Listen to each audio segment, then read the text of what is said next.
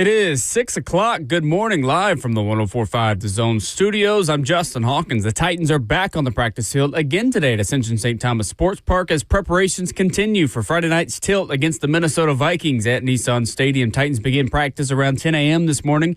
Defensive coordinator Denard Wilson, offensive coordinator Nick Colts, and special teams coordinator Johns Bones Fossils will all meet with the media before practice at 9:15. You can hear that right here on the show. Quarterback Cam Ward and other select players, they will meet with the media post-practice. Yesterday, head coach Brian Callahan mentioned to the media that most of the starters will play in the Titans preseason finale Friday against the Vikings, including possibly Jeffrey Simmons, who sat out both against the Buccaneers and Falcons. In NFL news, the Indianapolis Colts named quarterback Daniel Jones their Week 1 starter when they faced the Miami Dolphins Week 1. Jones, the former Giants and Vikings quarterback, becomes the Colts' 8th different Week 1 starter for the franchise in the last 9 years, beating out third-year quarterback Anthony Richardson. Meanwhile, the New Orleans Saints are the last remaining NFL team to name their Week 1 starter. Saints head coach Kellen Moore said the competition between rookie Tyler Shuck and Spencer Rattler has been, quote, really, really close. The numbers, reps, experience, everything.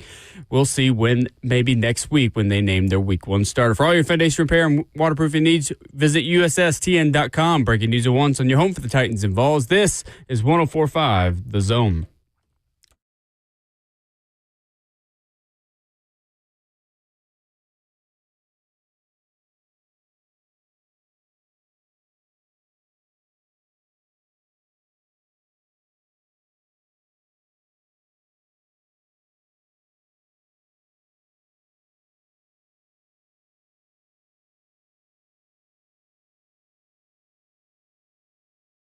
Welcome to your Wednesday morning, middle of the week.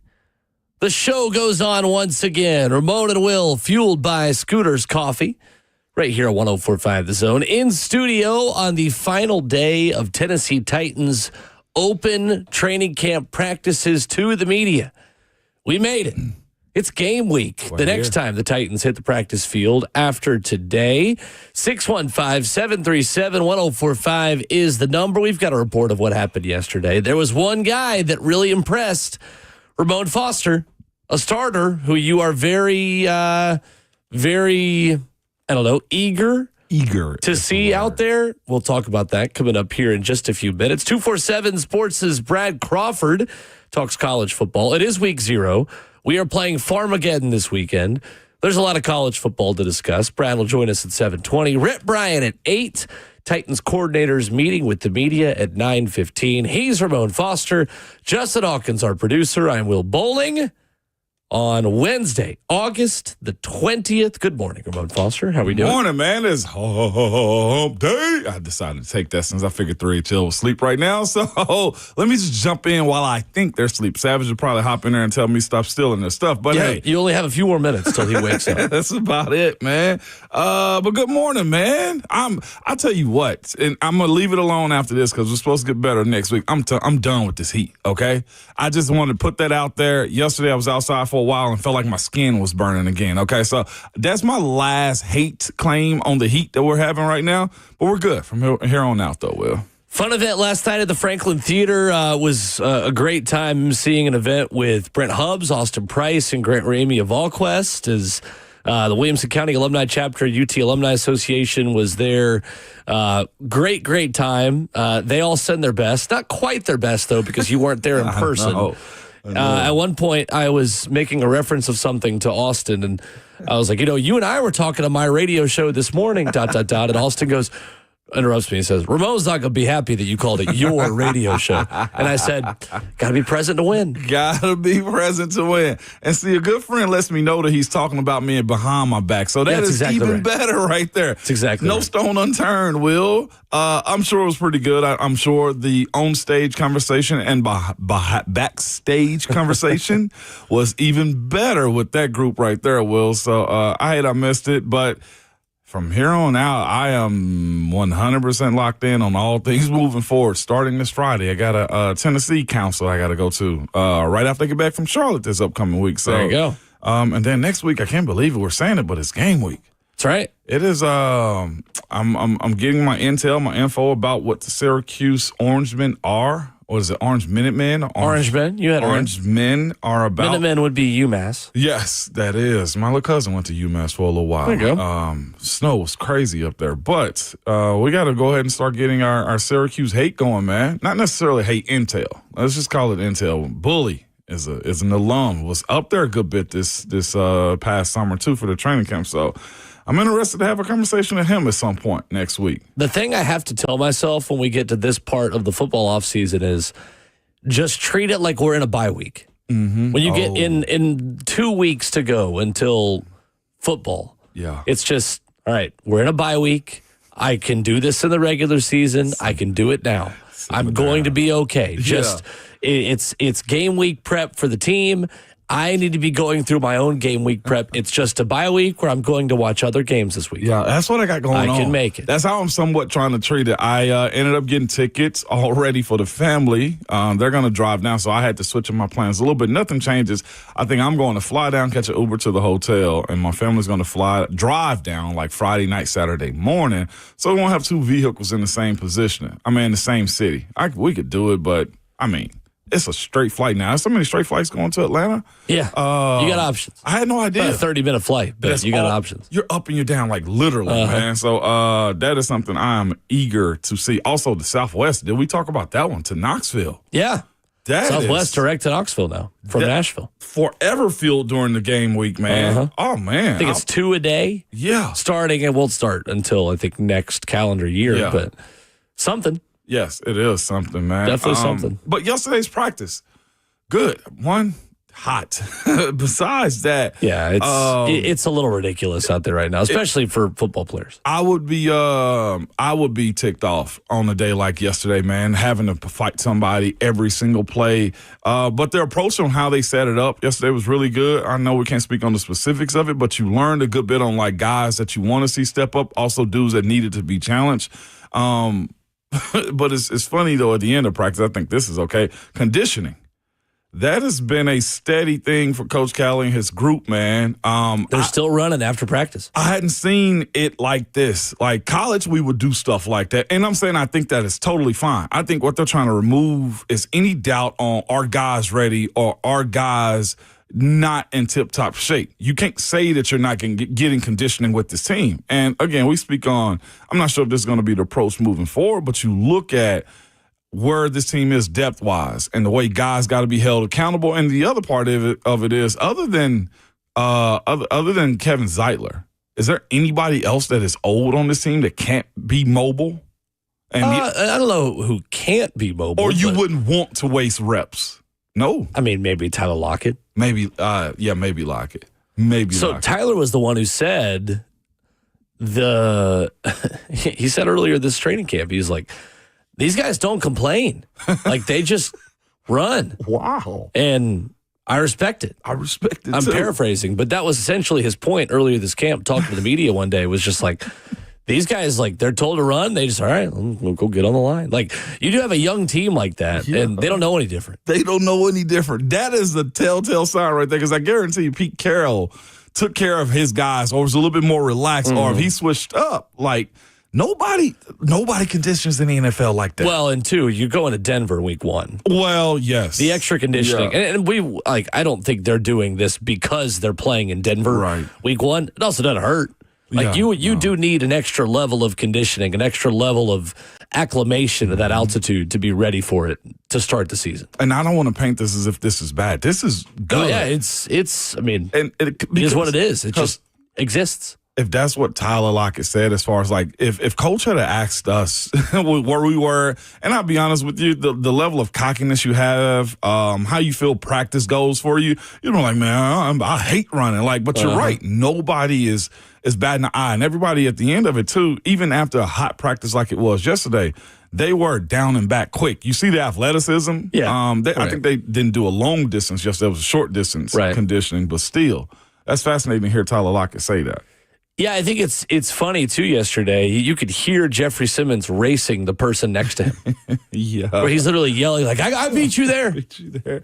If there's anybody you worry about stuff like that, it's your big, highly, well-paid superstars, stuff Right. like that. Like, I don't think this team has a lot of attitudes that don't want to. Maybe they don't want to. Like, they're probably not going to exclaim it for everyone to hear, especially media. But I think Tyler Lockett is right. I mean, it does feel like that is just something they've just accepted as their fate.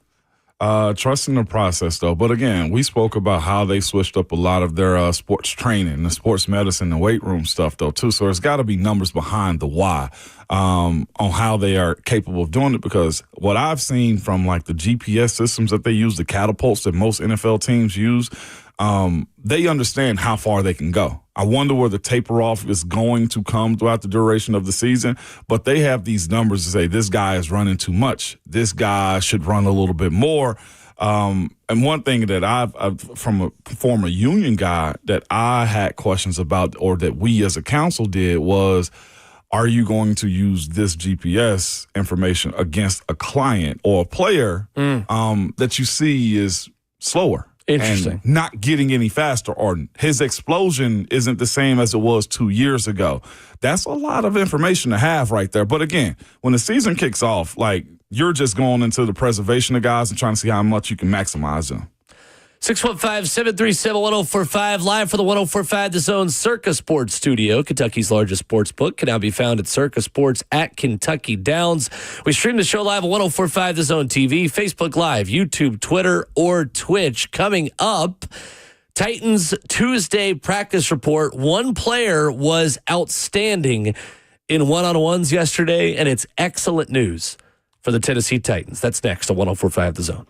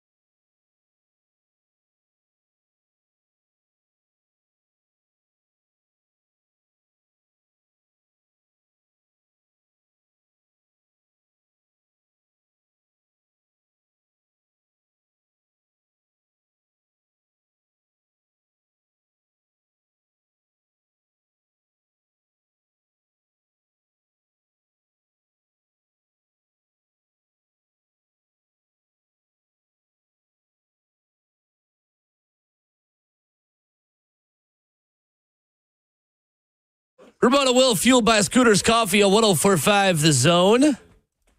Streaming live on 104.5 The Zone TV, Facebook Live, YouTube, Twitter, or Twitch.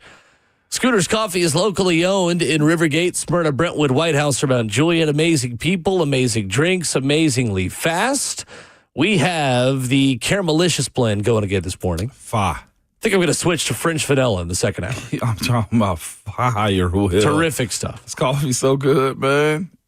Golly. You brewed a good pot, too. Thank you. Not too many grounds in there, because that's where people can mess up like a really good coffee, too. Oh, I thought you were going to say much. there's not too many people in this building who make good pots of coffee. I mean, well, that's also very true, too. Also accurate? Yeah, also accurate. Like, yes, is the answer on that one, man. We've had some jet fuel a time or two. Uh-huh. Easily, You were man. telling me yesterday, you're like, I could tell this, you brewed this because I can see through it just a little bit. Yes, you can. It's not, it's opaque. It's not totally dense and dark. It's not a blonde that's dark roasted right now. That's That's right. what I'm getting. Yeah, that's absolutely absolutely not. right. Sludge, right? Well, we watched practice yesterday, and there was a player who caught your eye. Ramon Foster, Lloyd Cushenberry is starting to look like himself, isn't he? He is. He seems better, to be quite honest with you, Will. And he seems stronger, sturdy. I thought last year, looking at Lloyd, having seen him a little bit in the for the first time as a Titan last year, I felt like, okay, he gives a little bit more. Like he moves or get pushed back before he anchors down. Watching him yesterday, man, he was stout. His foundation was good. I thought he played with a little bit more aggressiveness. I also saw him hit the ground, sit for a second, and Babs was like, oh, Lord, oh, Lord, oh, Lord. I was like, no, he's fine. Big dudes just hate being on the ground, Babs. You know what I'm saying? So he experienced a lot yesterday of what the reacclimation to football needed to happen. Now, you told me before, he was out there getting some reps, and it was reported that Cush had been getting some live reps. Yesterday, I actually saw it. He had a rotation, and I think on one of those rotations over the course of those periods where he was practicing, I think he went more than 2 plays, Will. It was That's true. It was I was impressed by him. I can see how now what Corey Levin can do for this team, Cush can do it better, is what I saw. The line, the entire line, and I think they were without a player yesterday. I'm not sure if that was reported on either, but It was. J.C. Latham went in early. okay, so what I will say is this. The middle of that group, when they were working together, I'm talking about Peter, I'm talking about Lloyd, I'm talking about Center Kevin guard Zeitler. triangle, as Coach Mack would say. Looks stout, okay? The middle of the offense, I see why they poured double-digit $1 million into Kevin Zeitler. It was worth it. I see how the advancement of what Peter Skoronski can work, and now, too, why they've been so cautious what Lloyd Cushenberry has been asked to do. Well, I personally think, this is just me, he going to try to start the Denver game. That was my next question. Are you more confident in his ability to start week 1 after seeing him practice? Yes, I am. I'm very much comfortable because I can't see a guy like him that's doing the stuff that he's doing right now trying to just split reps, or it don't make any sense for coaches to go back and forth on Lloyd Cushenberry being the guy, okay, we'll do this series, and next series you get this guy. No, I thought they were better as a unit with Lloyd Cushenberry in there. I saw that offensive group yesterday because the wide receivers and quarterbacks was doing something else. And they had basically a run period yesterday, 11-on-11 run period with the bigs. And what was crazy was the offense won. I thought the first 3 or 4 reps with the ones, and specifically with Lloyd Cushenberry. What I saw from him was him be aggressive with D-line starters yesterday. I saw him get up the field. I saw him hold his anchor and move bodies, and also on that ankle or that Achilles that he had, showed no gallop, showed no gaits in his run, and showed, well, I want to say this again, a lot of strength and positioning that I don't think we've seen from that first unit in a very long time. Well, I ain't gonna say in a very long time in training camp, but there was consistency of what they were being asked to do, and I think it's because of Lloyd Cushenberry being in there too. I get it. And I can see how they also evaluated him as one of the top centers 2 years ago, and the pay that he got. Last year, I didn't think was super great for him. I felt like it was an adjustment, and then he gets injured.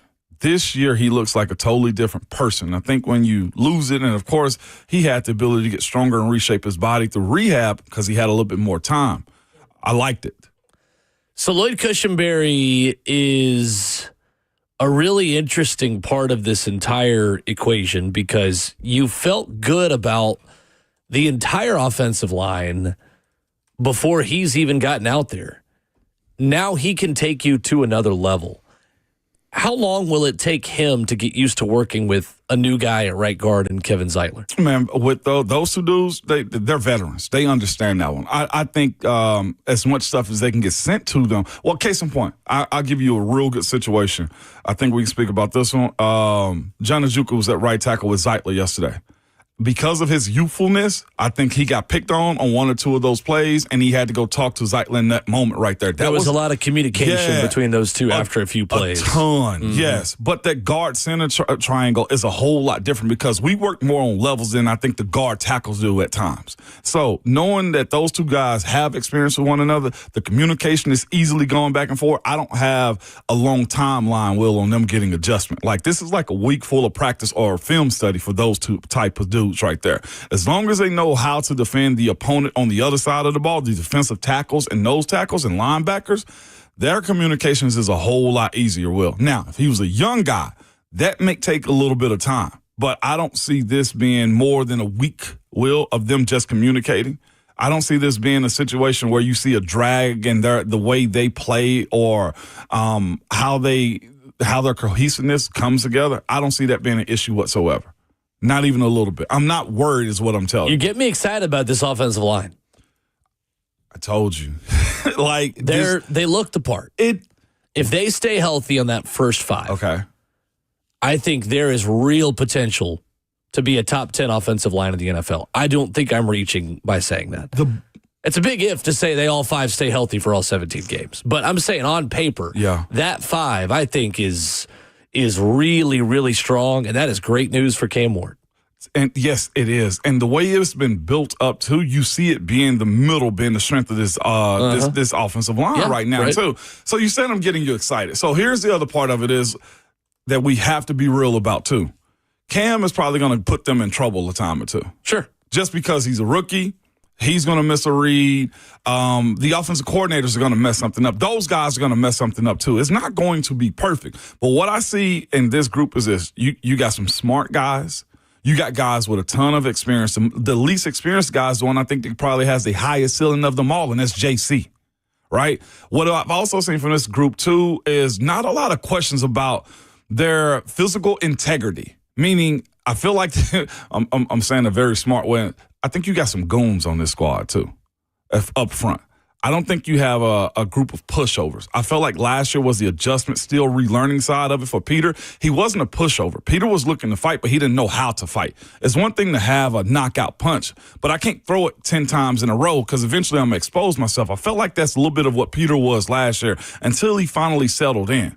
When you look at this group as it sits right now, including Lloyd Cushenberry, is there anybody you can say, yeah, that's a weak link on? Only one I worry about is the age of Zeitler, but just because. Weak link, I mean, it's being harsh, but J.C. Latham still has to go prove that this new look to himself is ready for a big step up. And again, like, we were championing Peter Skoronski this time last year. We were. And Peter got to that point where he was playing at a really high level by the end of the season, but he was not there immediately to start the year. Yeah. Peter still struggled at times early in the season, but second half of the year, he was one of the best pass-protecting guards in the NFL. Best thing for Peter right now, he's got Jeff going against him. Sure. And Jeff has been he's lit in the match, I feel like, this last week the last couple times that I got a chance to see him. If I have to pick a weak link, I mean, it's just logical to pick the guy who's still in his second season. Yeah, JC. And the questions that we had about Dan Moore, right? I think we can see what it can turn into. Yeah, he's looked solid. Technically, we haven't talked about him. I mean, we haven't noticed him. So I do want to temper that side of it too. Mm-hmm. Cam's going to see some stuff that he's never seen before in his life, and it's a matter of Nick Holtz and also him also getting the ball out when it's supposed to on schedule. I think you look at the way they're going to try to attack them because of the lack of skill. It's like, are they going to go up against a team that's going to have some really good DBs and your wide receivers just aren't there yet? Sure. So it's that side of it. How long can they hold up to protect Cam? I think that can be problematic for them.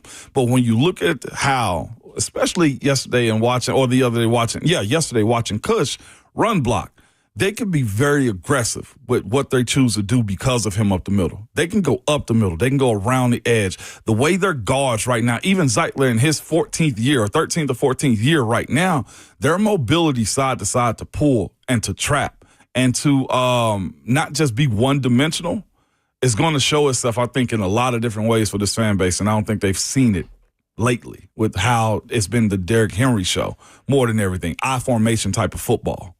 Kevin Zeitler's 14th year out of Wisconsin, 35-year-old former first-round pick by the Cincinnati Bengals in 2012.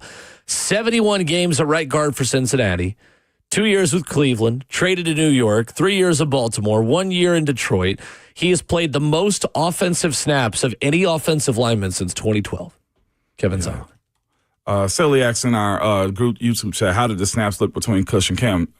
There was nothing. It's fine. Fine. Yeah, absolutely nothing. But to everything that you read off about Zeitler, he's played in places that understand physicality. He's played the AFC North. Yeah, no, in Detroit. Got to give them, because I don't know if I'd have survived the Dan Campbell training camp, is what I'm telling you. Oof. Can you yes, exactly. So he understands what he's getting himself into here in Nashville, Tennessee. This isn't a, hey, I'm coming off a high horse to show you guys what it is. He understands what the trenches are. I like this group, Will. Just what they are right now, I like them. We'll see what the story of the season tells. You can give your thoughts or questions about what we saw at training camp. 615-737-1045. Hank leads us off on the phone lines. Hey, Hank. Morning, Hank. Hey, good morning. Morning. I had a question for you, Ramon. I know coaches like to prepare their players for multiple scenarios. Have you ever had a coach that will, when it's so hot, maybe turn the sprinklers on and give you a little practice in the wet scenario, which I think would motivate the team, relieving a little bit of that heat? Absolutely. Thank you, Hank. To answer that question, no, I haven't, because, Hank, the one thing coaches don't want to do is practice on a surface that can get their players injured or hurt.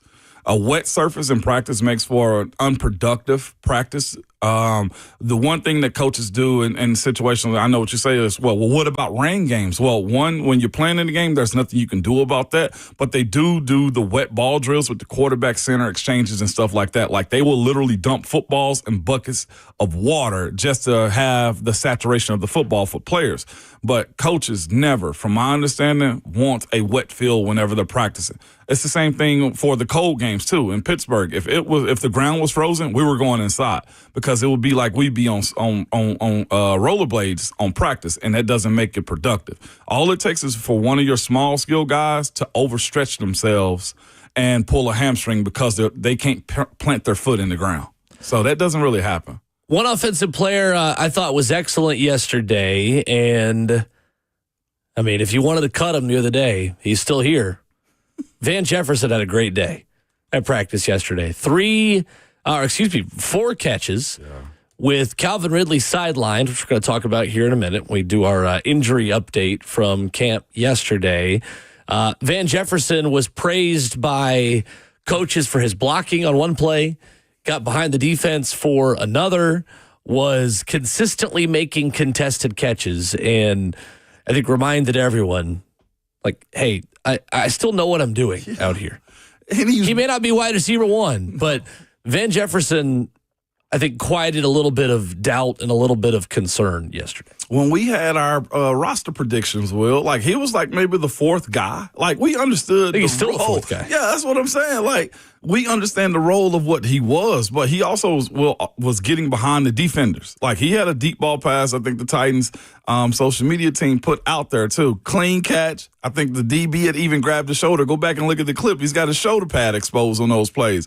The man knows how to play ball. And again, I can't wait if we get an opportunity to get to the Foster 5 in the 9 o'clock hour, because he's included in it, Will, for a multitude of reasons. But Van Jefferson is playing the role that you want him to. The guy's a big wide receiver with some speed. He's going to make plays for this team. Is he going to be your wide receiver one? No, you're not expecting him to be. That conversation is going to be carried by Calvin Ridley and Cam Ward, man. It's just simple. But what I will say, and I guess is what his fan base is asking for, when the ball comes your way, catch it. And I fully understand that. That play the other day, I think, was just run into the ground, but he's a guy that knows how to play football and is looking for another opportunity. He doesn't want to fail for the sake of making the Tennessee Titans look bad. To be fair to Van yesterday as well, since we have talked a lot about the play and the deep pass that he dropped in Atlanta, He told ESPN's Teron Davenport yesterday that was not on Cam Ward and that it was on him. Said he appreciated the fact that Cam took the blame, said that shows a lot about his leadership, but at the end of the day, he admitted he has to make the play.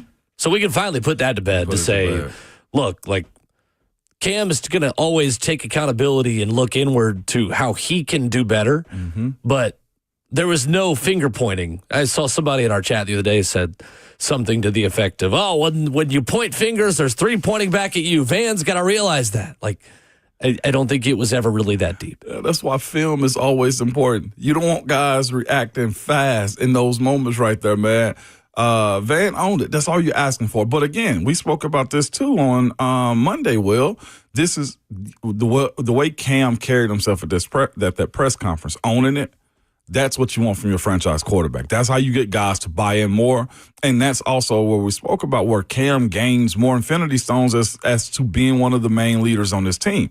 They're going to have to match his intensity is what I'm getting at when you got a guy like him that's laying on a grenade every single time. It makes your teammates want to be around you and make plays for you. Yesterday, Cam Ward, 5 of 8 and 7 on 7, according to Jim Wyatt of Titans.com. 5 of 9 in the team periods, making him 10 of 17 on the day. Another thing you kept telling me during practice yesterday is in the run game, when Tony Pollard would break a run, you'd hit me on the arm and say, "That's a real hole right there." Yes.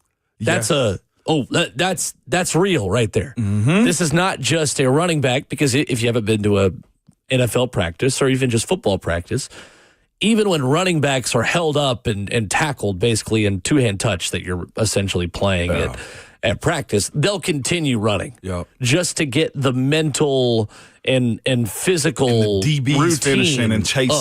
Of finishing the play and creating good habits. Well, then there are times where there actually is a hole big enough to where you actually are finishing your run deep into the secondary and maybe even into the end zone. And you were adamant that the run blocking was on point yesterday as well. It was. And I got to give credit to Lord Cushenberry in some of those plays too, because, Will, here's the thing about it. Tony Pollard has speed. I think we're realizing last year was a good bit of injuries that he was dealing with throughout the course of the season. Like that, he had a heavy workload last week. But watching them yesterday, he got to the line of scrimmage, Will, untouched. Guys were on linebackers. Guys were fitted in their positions, and the linemen were moving guys out. You saw him take the football, take his belly, and get wide and downfield quick. Nobody met him in the hole at all. Like, they still, to your point about letting the running back run, the linebackers still have the ability to thud. But Tony Pollard hit those holes and was gone fast. And I was excited about that because, again, you know what's a real play and what a simulated one was. And yesterday, the defense was trying to get physical. If they could win, they would. There were times where other running backs or the second unit did not get up the field the way you needed them to. That's why I was telling you, that's a real run right there. Guys have the ability to sharpen their tools in moments like this, and to be able to have Tony Pollard available. Let them. That's one thing I will say is to an advantage of Tajay not being in. It sucks, but they get a real true understanding with how new this group is of what Tony Pollard's running lanes are going to look like, how long they got to be able to hold a block, and where their angles need to be on the linebackers getting up to the second level. And Tony also has that too. I thought I saw patience and burst yesterday. He's been excellent. I think Tony Pollard is at a really good camp. I think it's hard to really evaluate that position, kind of like linebacker on the other side, without having the full display of physicality to really say, real. Right, like, oh, he's running through tacklers and things like that. But, I mean, Tony Pollard was third in the AFC last year with a career best 1,079 yards. 3 straight years with 1,000 yards rushing. Broke out in Dallas in 2022 with 1,007 and 12 touchdowns. This team is still going to run the football, even though they've got a shiny new quarterback that can spin it. And I think Tony Pollard is a massive, massive help to Cam Ward, especially in the RPO game. And that's where I think this offense really modernizes and takes a step forward this year. Just reading between the lines of what Brian Callahan has said, like, hey, we're going to make things a little bit more like Miami. That's one area where I think we've seen Brian Callahan already maybe grow and evolve. And they did that some last year, so I'm not breaking any news, but I think that is where, if that is my guess, Ramon. Yeah. in terms of something that Miami did a lot with Cam that they could make a focal point of their offense. And when those linebackers start taking steps towards the line, when they see Tony Pollard maybe getting the ball, it is easier for Cam to pull it back, layer it over their heads, slant route, Calvin Ridley, and now we got something. Absolutely. The only thing I'm worried about with that is when teams get an idea for you have some guys that just dog it out and pass rushing, getting up the field, the batted down footballs and stuff like that. If Cam gets proper depth and can release the football at a height to where defenders can get to it, absolutely love it, man. I see the chat said Babsy backed up what we both saw yesterday too. The run game looked good, and it looked physical and cohesive. At times, it was ones versus twos, to be fair, which we've not seen as much of. So, full context of who these guys were playing against. But even when it was starters against starters, the Tennessee Titans offensive line is the strength of the football team. Yeah, that's where I'm at this point. Yeah. And I called my shot on that months ago. I feel good about it. The Titans offensive line has gone from a weakness to a strength of the team, and that is very good news if your name is Cameron Ward. Coming up, there's a question about wide receivers, a question in the FNM Bank chat about James Prochet and Xavier Restrepo. We can address that when we come back. Plus, injury updates. Calvin Ridley on Legarius Sneed on J.C. Latham. That's next.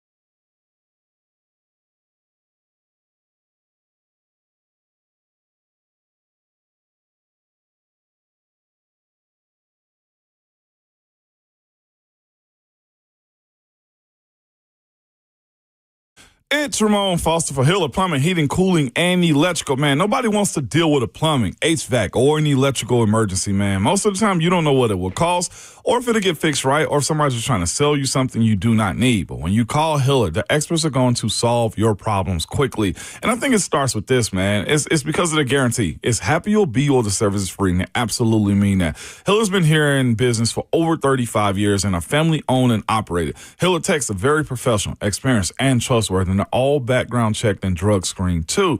And when they're on their way, you'll receive a photo of the tech showing up to your house and a link to track them in real time, almost like your packages you get delivered to your house, but you're not wasting time waiting around for them. Listen, to learn more about Hiller or to simply book with them, visit happyhiller.com.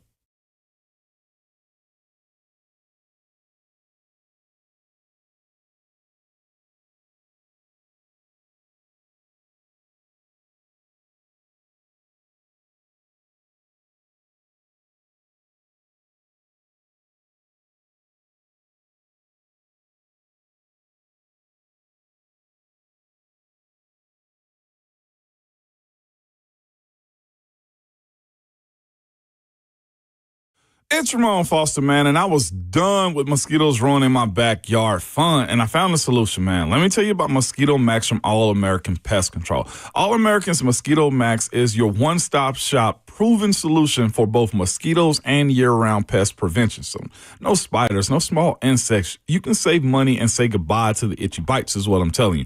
All American's Mosquito Max includes a monthly mosquito misting, spider web removal, and perimeter pest control around your home. So make the change and finally enjoy your backyard. Don't let mosquitoes ruin your summer. Go to yuckbugs.com, that's yuckbugs.com, and make the switch to All American Pest Control today.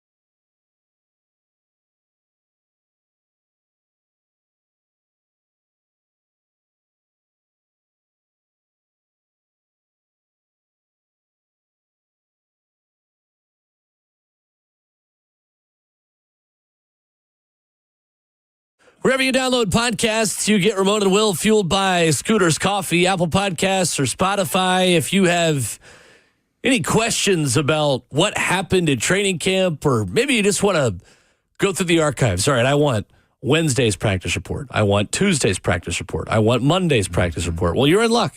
You can literally program our own show by going to Apple Podcasts or Spotify, downloading the Ramon and Will podcast. It is free to you, and it takes about 5 seconds to subscribe. It helps us quite a bit. Helps you as well, because you don't miss any of our conversations here on the program. Ramon Foster and Will Bowling. The injury report yesterday, a little bit more full. It's that time of year. It's that time of camp. Receiver Calvin Ridley did not practice yesterday because of soreness, according to head coach Brian Callahan. Still no Tajay Spears. Kevin Winston Jr. did not practice. Defensive linemen Tavondre Sweat and Isaiah Rakes were not out there. Receiver Matt Landers, not present. And Legarius Sneed, who began training camp on the team's physically unable to perform list, is still not practicing. Ramon, yesterday, Callahan was asked if Sneed will be ready for the season opener in Denver, and he said, we'll see. Yeah. That's, I think he as a coach don't want to overpromise anything, because I think they're legitimately waiting on how Legarius Sneed feels. As sometimes coaches feel guys already, but the players ultimately at the end of the day have to make the last second decision on yes, I can or not. If he feels Legarius Sneed at some point that, hey, I'm less than what I need to be, he's going to tell the coaches, like, I don't feel right. Like we've seen this happen before. I'm with coach on this one. I think he, as a head coach, need to also prepare his guys for them not to have Legarius Sneed. So that's why I think his answer is we'll see, is because it's not about Legarius per se. Does he show up or not? It's about having the guys that got to play for him mentally locked in too. Mm-hmm. If they get to game day and Legarius can go, okay, cool, all is well. But you've also set a mindset for the guys that may have to play that they need to prepare like that too. And so I think it's smart to approach it like this time. It's frustrating. I know from a fan base that's wanting to see a guy pay dividends on the investment on him. That to me is, and I would hope this too. I hope Legarius feels that also. Like, you got to go show and prove as a player. Your teammates need you in ways that I don't think is like any other team at this point. Like, there's a shortage of corners here and quality of players on defense too. He has to be that guy. He definitely does. They need him. We've beaten that dead horse all offseason, but they need him. I trust Jarvis Brownlee. I trust Roger McCreary. There's just not a lot of depth there. It's not. And that position was built to be led by Legarius Sneed. Right tackle J.C. Latham. I was going to say, the only encouraging thing is the interview he had at his camp where he wants to go prove, right? He said that. Well, he also said he's in the best shape of his life, and he's still on PUP. So do we really believe everything he said in that interview? And that's what I'm saying. That's the only thing I got from him. I'd love to believe everything he says. I would love nothing more for this football team than if Legarius Sneed was in the best shape of his life. Like he said a couple of months ago now at a football camp. But his actions are showing me something totally different. I'm a fool, but I've sold my stock. I don't have much in there. No, I don't think you could expect much from him. And listen, like I would love for him to be on the field. I would love to be too cynical about this and be proven like, no, they had a plan and it worked. We'll see. But at this point, with how little he has shown us on the football field, I have no choice but to just think that everything else he gives this team is bonus. Yeah. And you prepare for life without Legarius Sneed because you've had to live that life for quite some time now, ever since he was brought here. Yeah, I've sold my stock, and I'm okay with that. Right tackle J.C. Latham was seen leaving practice early with a trainer after individual drills yesterday. He had something really minor on Monday at practice, and I didn't think anything of it because he stayed in. He didn't go out. It was a lower leg thing. I did not see him leave practice yesterday, so I'm just giving you that fact as it is. There may be nothing correlating between those two instances where Monday he was walking gingerly between reps and then yesterday he leaves early. I cannot speak with any level of confidence to say it's the same injury as whatever may have happened on Monday. Ramon, you know as well as anyone, really minor things come up all the time that you just play through. And heck, I'm sure even in warm-ups sometimes before games, you feel something and then you go back out there like, oh, no, I'm fine. So I may be reading too much into it. I'm just giving you all the facts that I've got. And it's also just a precaution. What you also get out of this moment is you have guys who are in that backup tackle position who's almost a little bit problematic for me too, Will, if I can be honest with you. I'm wanting to see how this settles itself between Oliudo, John Njoku, and also Jalen Duncan. I'm not sure. And Brandon Crenshaw-Dixon. Brandon Crenshaw-Dixon's a part of it too, but what happened yesterday is you got real reps for a guy like John Njoku who's going to be counted on at some point.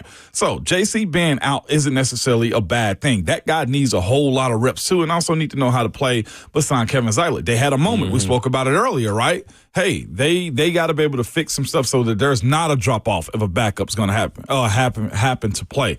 Again, this league has 100% injury rate. Guys are going to have to step up in those moments. So I was glad to see that if it wasn't that bad, they were able to keep JC out.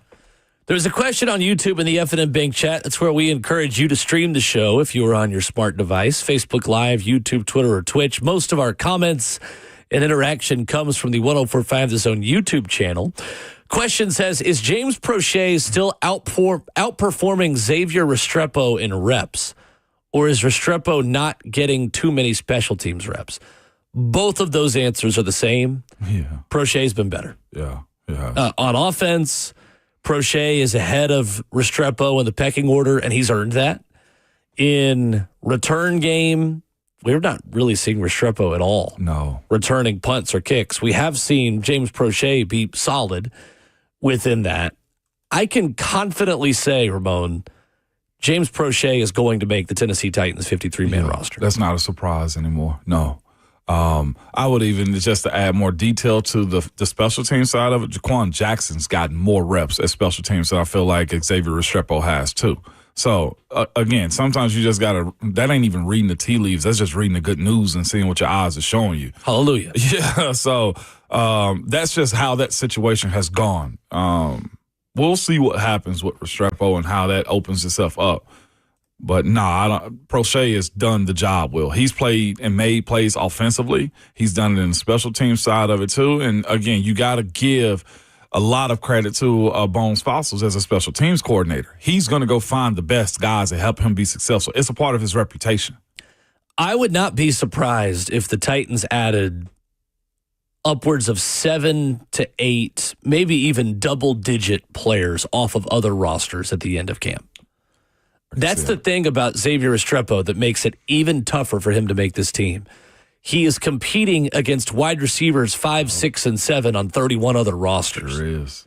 And that is a new process for this Tennessee Titans team.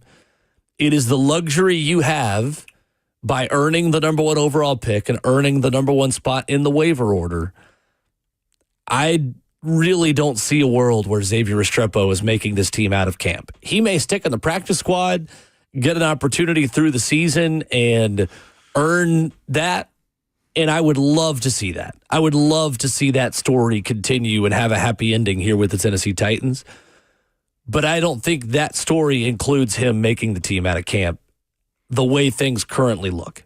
I think there are 2 or 3 guys, to be honest with you, Ramon, who are ahead of him in that pecking order. And I think even someone like Jaquan Jackson. I know fans get tired of young guys that haven't really produced. They want the younger guy who's newer and fresher to the team. But like Jaquan Jackson's doing more special team stuff than Restrepo is. Jaquan got a lot of 1 reps yesterday without Calvin being in. And I'm not saying Jaquan's making the roster either, but I'm saying if we were ranking 1 through 12? Yeah. On opportunities? On who is most likely to make the team right now at wide receiver, I think there are multiple guys ahead of Restrepo who also aren't making the team. With what Restrepo had in college, if he had probably just Jaquan Jackson's athleticism. If he had that 40 time, he's absolutely on the team. And he was a draft pick. And he's returning kicks. Absolutely. Yeah, and he probably wouldn't have been available to be picked because he would have gotten picked somewhere else. Totally. NFL headlines when we come back. The final team to name a starting quarterback and an agent saying that trust level between his quarterback and his team is questionable right now in the AFC. That's next.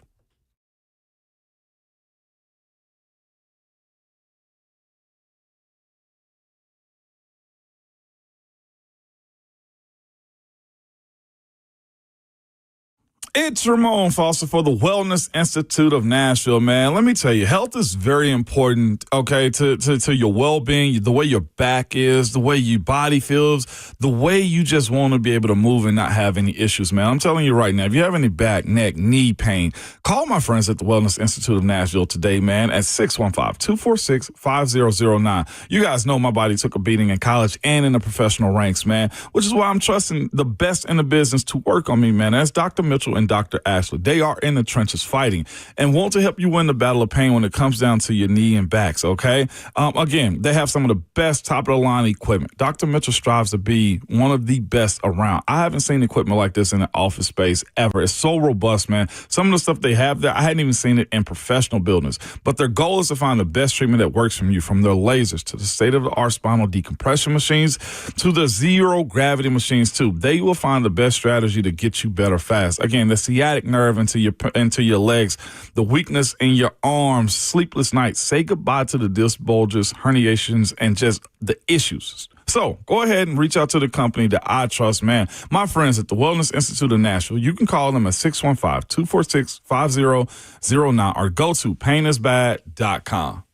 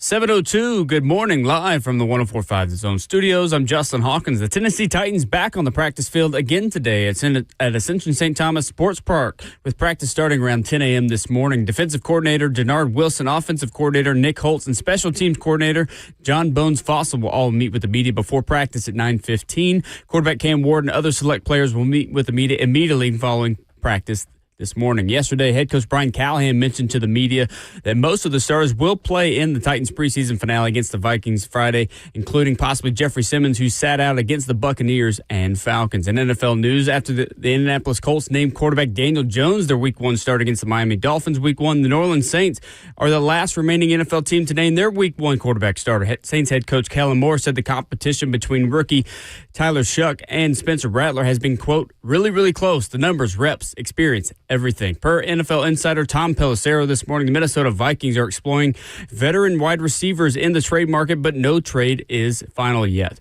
Third-year wide receiver Jordan Addison is suspended the first 3 games of the season for violating the league's substance abuse policy, and Justin Jefferson is nursing a hamstring injury. For all your foundation repair and waterproofing needs, you got to go to USSTN.com. Breaking news at once on your home for the Titans and Vols. This is 104.5 The Zone.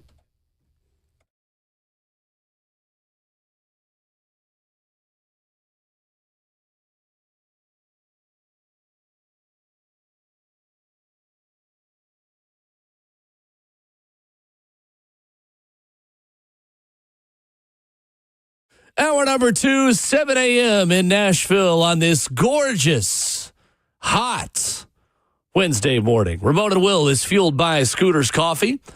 Locally owned near you in Rivergate, Smyrna, Brentwood, White House, or Mount Juliet. Amazing people, amazing drinks, amazingly fast. Ramon looked me dead in the eye in the last break and just goes, this coffee's amazing. It really is amazing. Did do that. I am sipping it slow because I'm enjoying it. You, too, can look your coworkers in the eye at work with a cup of Scooters in your hand and say, this coffee's amazing. Today and any time. That's crazy. I did look you over, and I was serious about it, too, Will. You brewed. I got to give it to you. This is a really good pot of coffee you brewed today. I'm not taking the surprise out of my voice. I will not take the credit. I will give all the credit to Scooter's Coffee. Locally owned in Rivergate, Smyrna, Brentwood, White House, or Mount Juliet. It is that good, man. It's good stuff. That's right. Listen, I didn't want to be that exclusive with my thoughts, but yes, Jayhawk, I can. The New Orleans Saints are taking their quarterback decision all the way down to the end of preseason. 31 teams have starting quarterbacks. The New Orleans Saints are number 32. Coach Kellen Moore saying they want to use this week to make their decision. The competition is between Tyler Shuck and Spencer Rattler. In other words, the 2026 Saints quarterback competition will be between Tyler Shuck, Spencer Rattler, and the number 1 overall pick in the NFL draft. It's crazy. Yeah, it's pretty much at this point. They are down bad. Through the first 2 preseason games, Rattler completed 71.4% of his passes for 252 yards, 1 touchdown, and 1 pick. He's been sacked 3 times. Shuck has completed 70.6% of his passes for 231 yards, 1 touchdown, 1 pick. He has been sacked 4 times. Are you a Tyler Shuck believer, Ramon Foster? I like him because of where he comes from and who he's taught by. I think if I'm comparing 1-to-1, I give that edge to Tyler Shuck. We saw him at the Senior Bowl also this year, and he could spin it. He can move the way you want him. So he didn't have a real good showing with some of the throws he had at the combine. But the guy's played good ball. He's older already also. So you hope his level of maturity and understanding the situation he's in is very present to mind to him I don't think he gets an opportunity more so. But I side, if I'm picking one, with him. Even though Spencer Rattler's been in the NFL longer than he has at this point,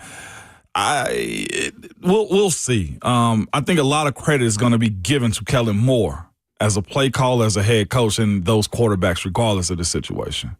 Yeah, there's a lot of pressure on Kellen Moore to make lemonade out of rotten limes. Yeah, at this point. Respectfully. And Tyler Shuck may end up being good, but throwing a second-round pick right to the Wolves would be bold. It is bold. I mean, so bold that it's, again, like, this is our sacrificial lamb. This is what Michael Scott would call an scapegoat. that if it goes well, then that's your guy. If it goes poorly, then you're probably in position to draft your next guy at the top of the next NFL draft. Yep, and that's where I'm at. Like in our YouTube chat, Sally said, Kellen Moore make a decision. I do think this is the first time situation for him. He's never really had to make. But you mentioned the sacrificial lamb side of this decision, though, too, Will. What did Michael Scott call it again? An scapegoat. An scapegoat. This is just a holdover to next year anyway. It is. And honestly, when you take this long, it suggests to me that you just don't love either of your options. You don't like either one of them. Because you want someone to go out there and take it. And if nobody's taking it at this point, and your options are Tyler Shuck and Spencer Rattler, this is just a holdover to next year. Not good. These guys are positioning themselves to be first selection of the NFL draft's backup at this point. That's what I'm getting from. I don't necessarily hate it for those guys, but read the writing on the wall. That's a bad team with a coach that probably wants to pick his guy higher than what he has the opportunity to, considering Derek Carr retired on him. Jeremy on YouTube says, Arch Manning, you are a New Orleans Saint. Based on what Arch Manning said to the media yesterday that we're going to get to later this hour, you might be right. Yeah, now. Because Arch Manning is going back on what his grandfather said. It's pop. About going to the NFL. So we'll talk about that later in the hour. Anthony Richardson's agent, after Richardson lost the quarterback battle in Indy, says, we have a lot to discuss. Agent De'Eric Jackson talking to Stephen Holder of ESPN.com saying, trust is a big factor, and that is at best questionable right now. Anthony came back and made the improvements in the areas he needed to improve, and by all accounts, he had a great camp. In the assessment of the Colts, it obviously wasn't good enough. Jackson goes on to say to Stephen Holder of ESPN, when they needed a big play last year, whose hands did they put the ball in? Anthony's. To be fair, who did Anthony take the ball out of? Anthony. When he subbed himself out of a football game. We can't talk about trust and trust in a player when that trust was kind of broken last season as Anthony Richardson tapped out of a drive in the middle of a game when they were in the red zone. As a quarterback. And he is just really bad at this. Like, I never thought this was really that hard to understand. There's a head coach and a GM on the hot seat. They have to prove it immediately this year. Of course, they're going to go with the safer option, and that's Daniel Jones. Daniel Jones is not going to win you the AFC South. Daniel Jones might not make you a playoff contender, but I think Daniel Jones keeps you from winning 4 or 5 games, which loses Chris Ballard his job. A job you probably still should already have lost, Ramon. Yeah. Well, and that's what's so fascinating about it. Like, Anthony Richardson agents just got to be real with himself about this one. That play, and we'll continually talk about it as far as him pulling himself out of that game, that's going to follow him the rest of his life. This is almost like it's awesome, Will, as beautiful of a human being that Jameis Winston is. What follows him, Will? 30 and 30. The 30 interceptions and the 30 touchdowns. Like, it doesn't leave him. And that play in itself, I think, was more detrimental than any interception, any sack, any bad play that he's had, man, because it defined him as a football player. And it sucks, but it's going to take a lot for him to have to get over that hump at this point. His time in Indy, as far as I'm concerned, with the decision that they just made, is a wrap. They're better off trying to find value for him at this point in his career. Shane Steichen was adamant yesterday that this was a decision for 2025 and 2025 only, that it wasn't a long-term indictment on Richardson. The thing about Anthony is, though, Ramon, like, he's got to play to get better. And he's not going to get a whole lot better by just sitting over there on the bench. Yeah.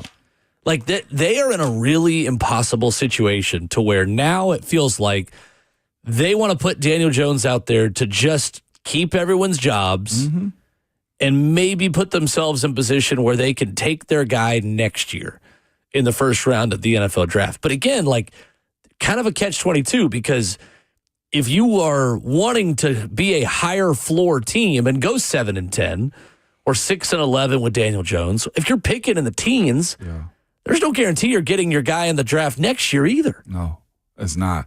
You know what I tell Shane Steichen and also what's the GM name? Chris Ballard. Chris Ballard, yeah. A lot of your mama, man. Y'all ain't got a lot of us. Okay, y'all don't even know us. Okay, like there's nothing that you could like go lie to somebody that you have to lie to. Don't lie to us. Is what I'm telling you.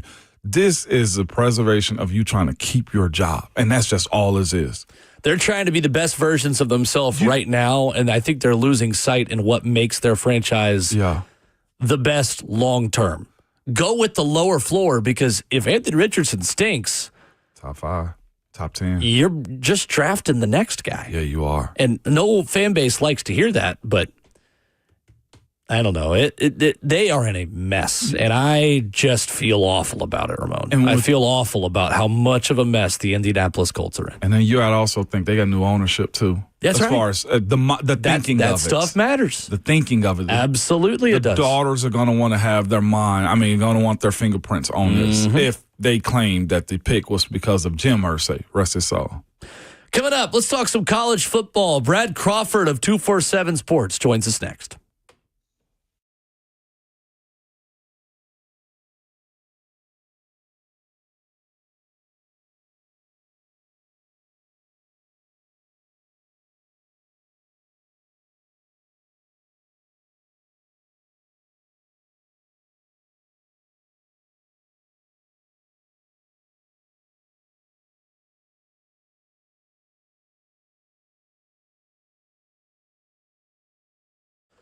Hey, it's Will Bowling for my friends at Lee Company. If you are having home electrical issues, well, available 24/7.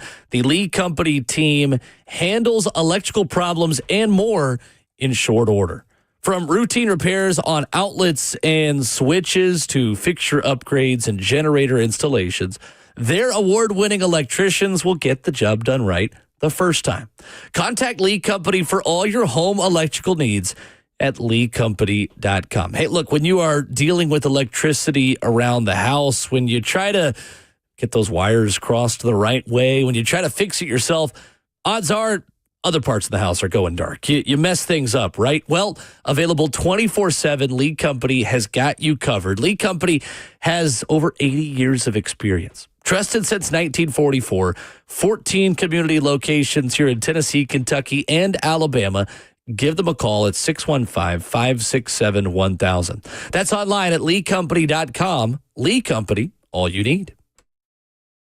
It's Ramon and Will here for Window Nation. Will, man, Window Nation is one of the best companies around when it comes to windows, if not the best, man. Right now this month, they are giving you 50% off all window styles, where you can also pay zero, make zero payments, and pay zero interest for 2 years. This could be into the year 2027. Well, one of the best companies that you can ever purchase windows from. You're absolutely right, Ramon. And this summer, your AC is working overtime to keep your house cool and comfortable. That's because a lot of that cold air is getting out of these old windows. You got to get Window Nation in there with their 50-point inspection of every window before it leaves the factory, 20-point inspection of every window when it's installed, over 45,000 five-star reviews, 96% customer satisfaction rating, and the offer Ramon just told you about. This month, get 50% off all window styles, put zero down, make zero payments, and pay zero interest for 2 years. Yeah, you could pay nothing until 2027. That sale ends soon, so don't miss out. Head online to windownation.com.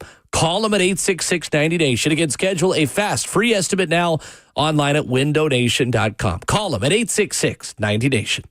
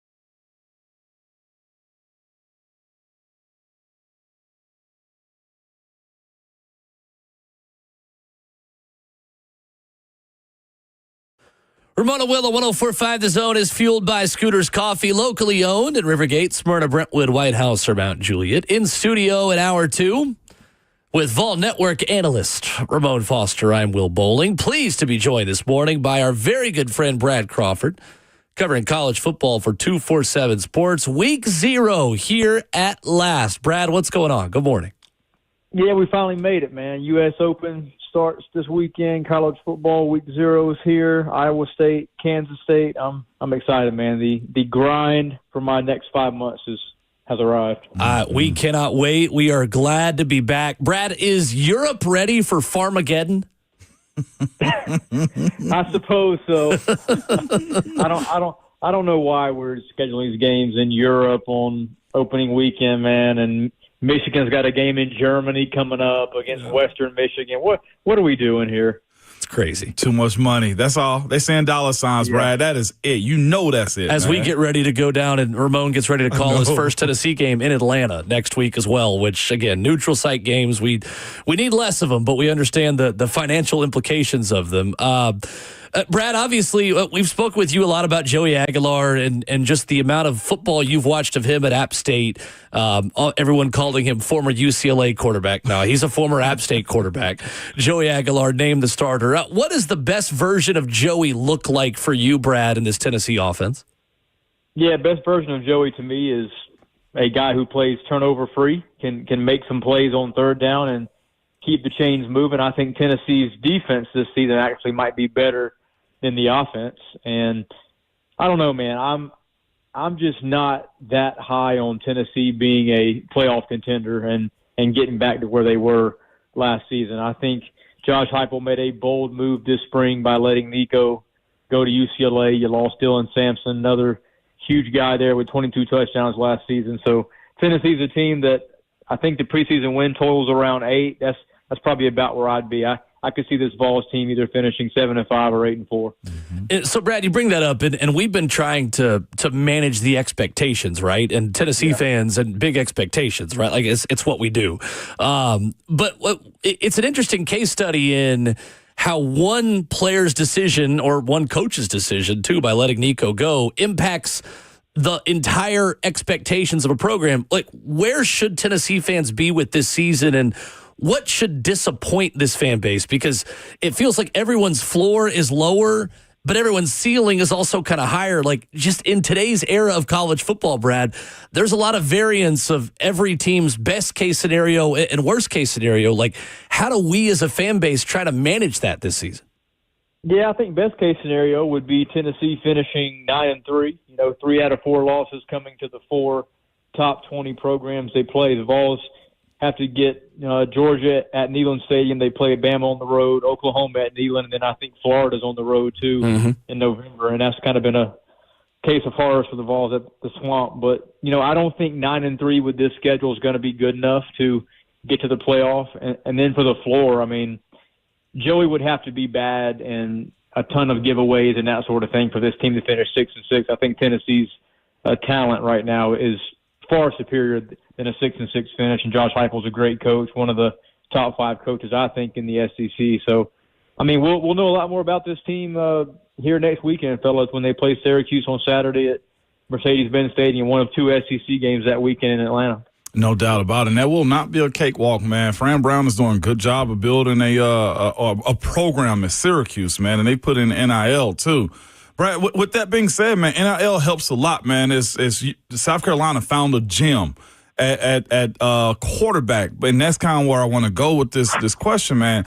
Who in the SEC, in the non-Texas, non-Georgia conversation, it has the best push, man, to really get into the college football playoffs? I think who are the teams? South Carolina, Florida, Texas A&M, is Oklahoma and Ole Miss in that. How do you view that group that really has a strong chance to get in?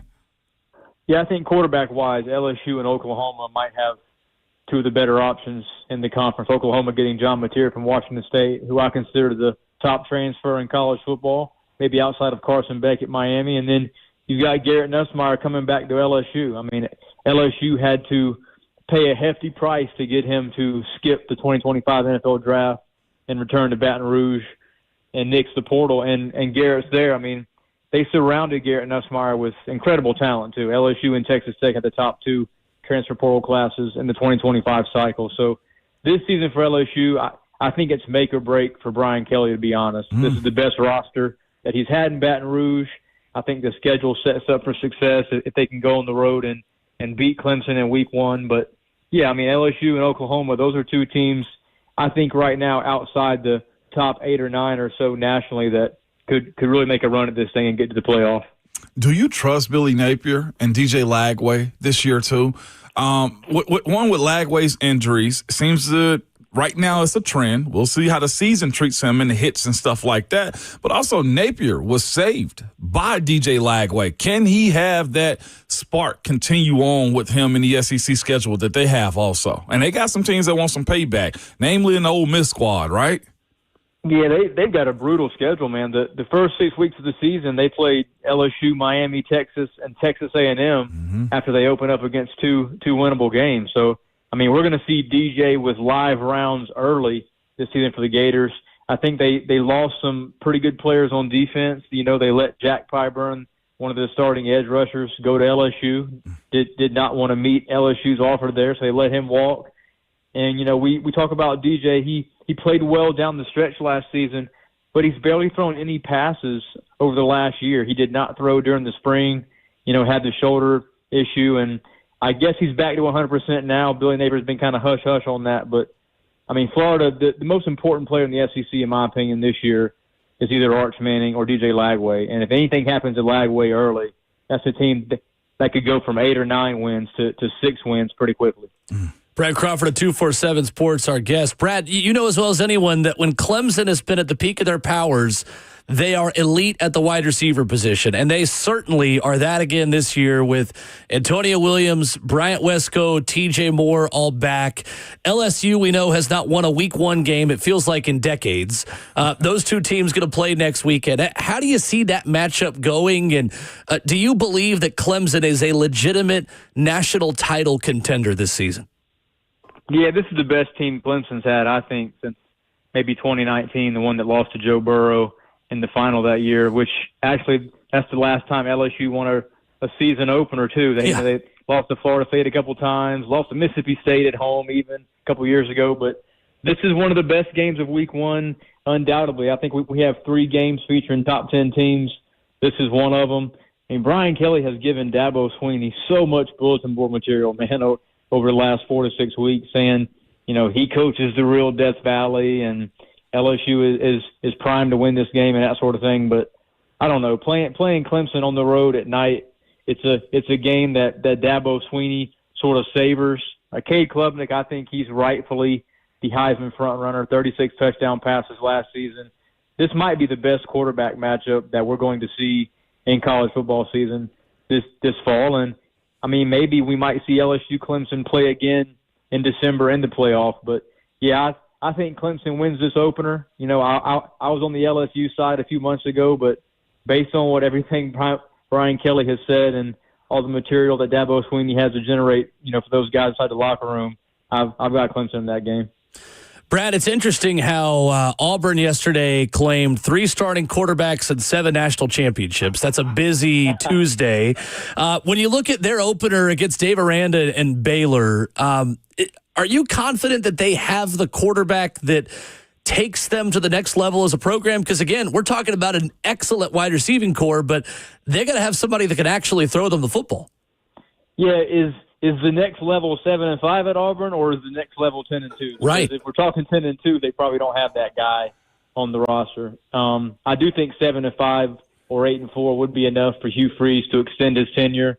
I think Auburn does get there this season, and they will win that game at Baylor. But, man, you mentioned it, the last week and a half with, you know, Cam Newton's number 2 retired and all these national titles and 3 quarterbacks. I spoke to a source on the Plains yesterday, and he said there's no chance whatsoever that 3 quarterbacks take snaps at Baylor. That's just Hugh Freeze being Hugh Freeze is what that guy told me. So I think Jackson Arnold's the guy, but I will say this. I think that the leash is going to be shorter on Jackson Arnold than it was on Peyton Thorne last season because Auburn does have 2 quarterbacks behind him that sounds like Freeze feels pretty good about. Brad Crawford with us this morning. Brad, week one for a lot of teams, man, isn't a cakewalk. You guys mentioned LSU, Clemson. We're looking at who is the Alabama, Florida State, and their quarterback's been talking a lot of trash. And then it's also early in the day, Ohio State and Texas. Brad, one, who ticked off the schedulers, okay, to make the schedule what it is, but how do you decide what to watch and what are these games determined for the rest of the year? Because these are some heavyweights. Yeah, I tell you what, man, Sark has done a good job of winning these non-conference showdowns early. I mean, 3 years ago, before Texas was in the SEC, he went to Alabama and won. Mm-hmm. He went to Michigan last year and won with Quinn Ewers. I think he goes to Ohio Stadium and beats Ohio State next weekend too, because the major question I have is Ohio State's front seven defensively is entirely new. They only returned 3 starters on defense. You know, they replaced both coordinators. Matt Patricia, former NFL guy, now he's on defense. Brian Hartline calling the plays.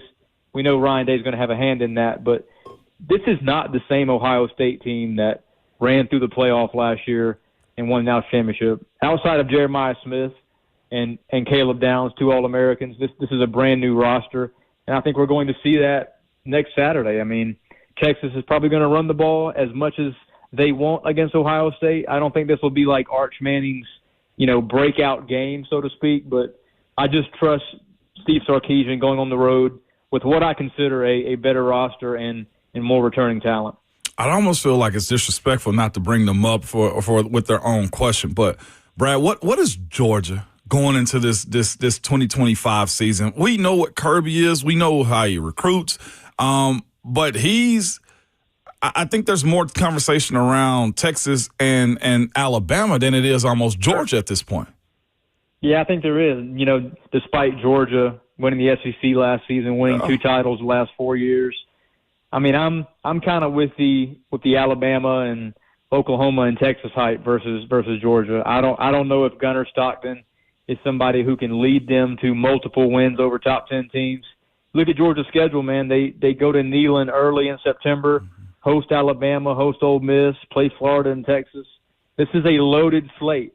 And, last year Georgia's schedule wasn't maybe as difficult as this one. So I'm just looking forward to seeing if some of these wide receivers they got from the transfer portal actually make this offense elite. Mike Bobo last year kind of fired and missed some rounds with Carson Beck. So yeah, maybe Georgia's a team that does repeat as SEC champions, but I pretty much sold my stock on the Bulldogs. On the back end of that, though, too, is this going to be the type of year that Missouri is winning and surprises us all, too, and have Eli Drinkwitz dressing in costume and stuff like that at the podium again? Like, I feel like since we're not talking about them and he's gotten his quarterback early and they seem weird, but they'll smack you is the way I see them as a team, man.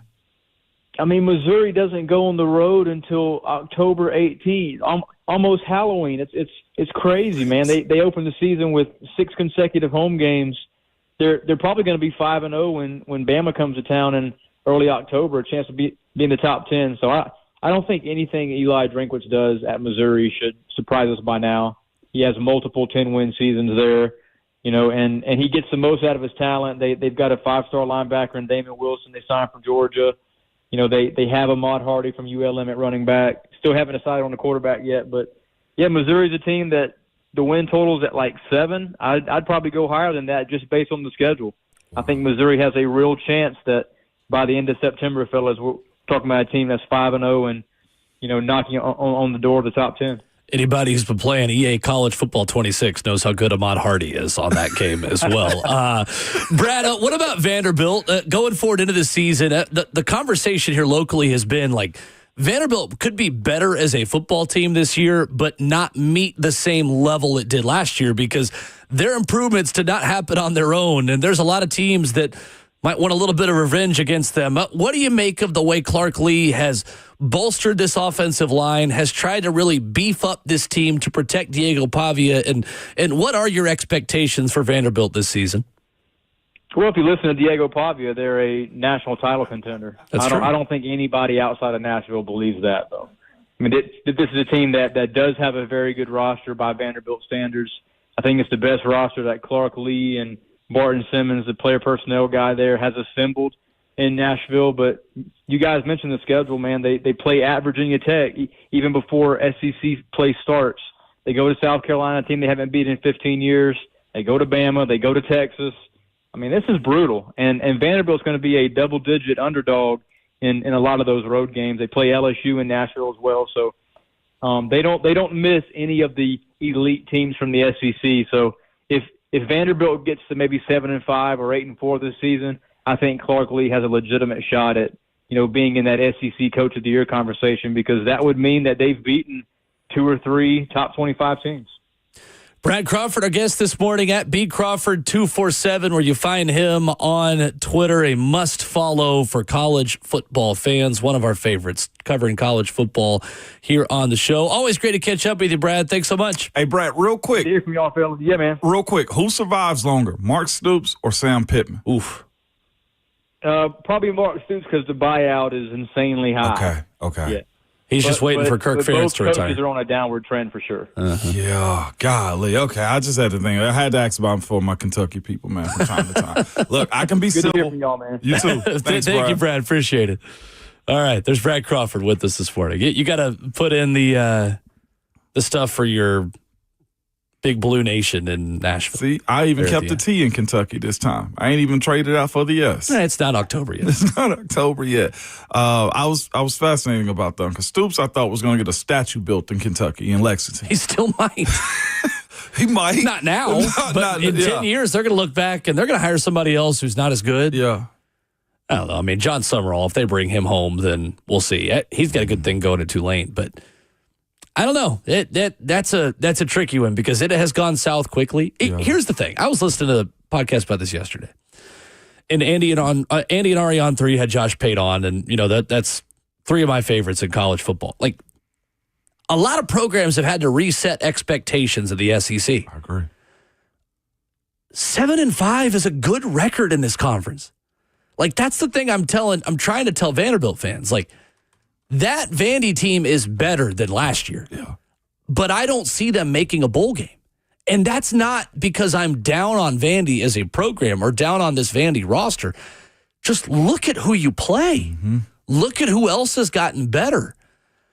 Making a bowl game as a historically lower tier SEC program is a big accomplishment. It just is. And I'm not trying to belittle anyone. Like, I am legitimately, I'm being dead serious when I say this. Like, I'll say the same thing about Tennessee this year, Mo. Like, 8-4 is a good season for Tennessee this year. I'll take it. Because programs can't just reload year in and year out unless you are in the top 5 or 6 programs in the sport right now.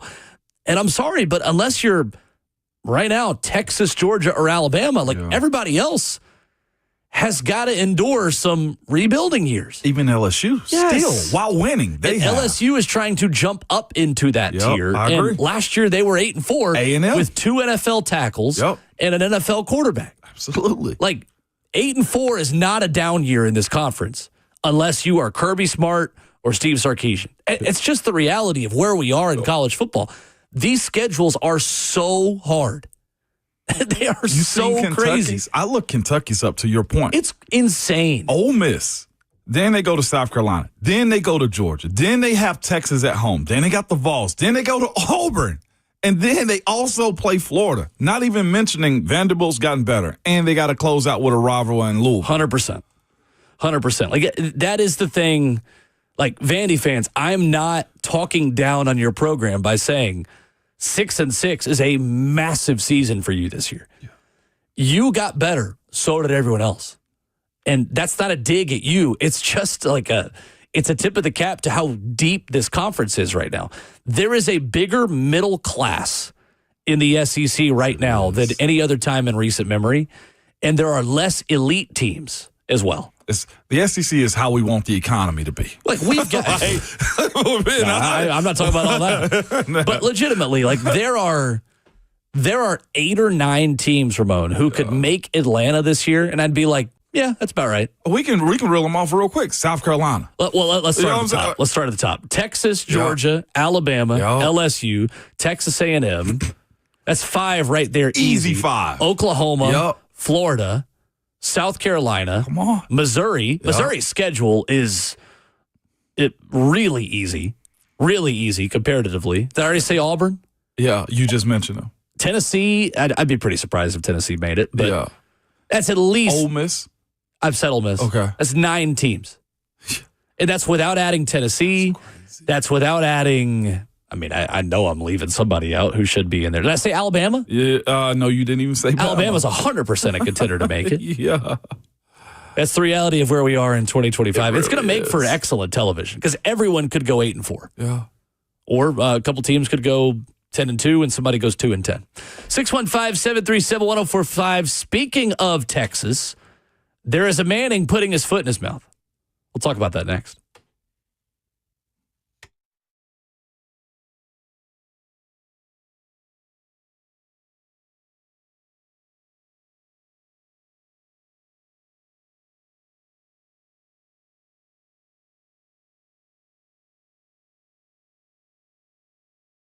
It's Ramon Foster, and I'm here to tell you about my friends at Jewel Roofing and Exteriors, man. They are a trusted family-owned Middle Tennessee company that's been serving from Clarksville to Murfreesboro for over 25 years, man. The owner, Robbie, I've met him a few times, man. He's actually come over to my house and walked on my roof, man. We've had numerous conversations, and I'll just tell you this. This is how they do business. They want to build relationships with you. It's not just me. It's you guys, too, also in the community, man. They want to earn your trust through referrals, never through high-pressure tactics or door knocking or storm chasing. We know every single time there's something that happens in Middle Tennessee, we see the signs everywhere, get your roof fixed, all that. No, they don't do that, man. For a roofer that you can count on, simply call the number. Go ahead and put it in your phone, 615-868-9999, or visit jewelroofing.com. That's Jewel Roofing with 2 L's.com.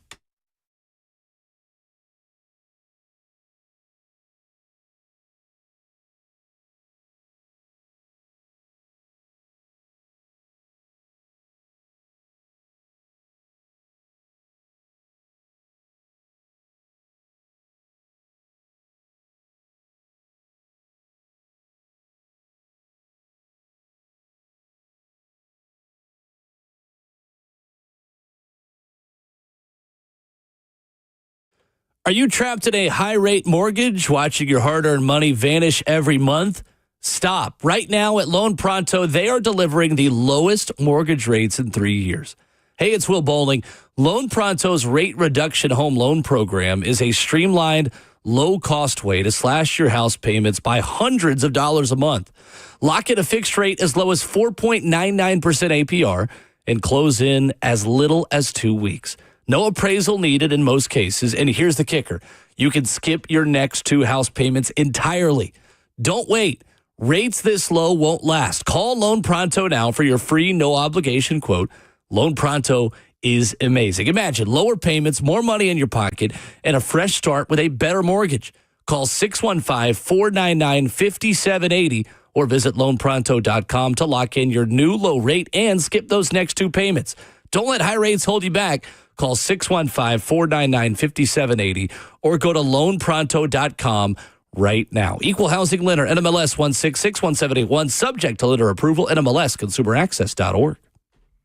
Guys, you already know Synergix and Low T Center have been changing the lives of men across the country for over a decade. Testosterone replacement therapy has helped men get their energy back, regain confidence, save their marriages, and help overcome symptoms associated with depression. It's truly life-changing. But also now, on the women's side, women also deal with hormonal imbalances, many of the same symptoms of men with low testosterone. And guys, you know how frustrating that can be. But for the first time, Low T Center is now offering hormone replacement therapy for women too. Low T doesn't just affect the guys. In fact, testosterone can benefit women as well. Other treatment options are available to help women balance their hormones and bring back balance to their life. With in-center and at-home treatment options available for women, find out which one is right for you when you speak to one of the providers about the injections, topical creams, and pellets. Ladies can come into any center, get a test, and that includes a full hormone panel and further analysis to treat the whole patient.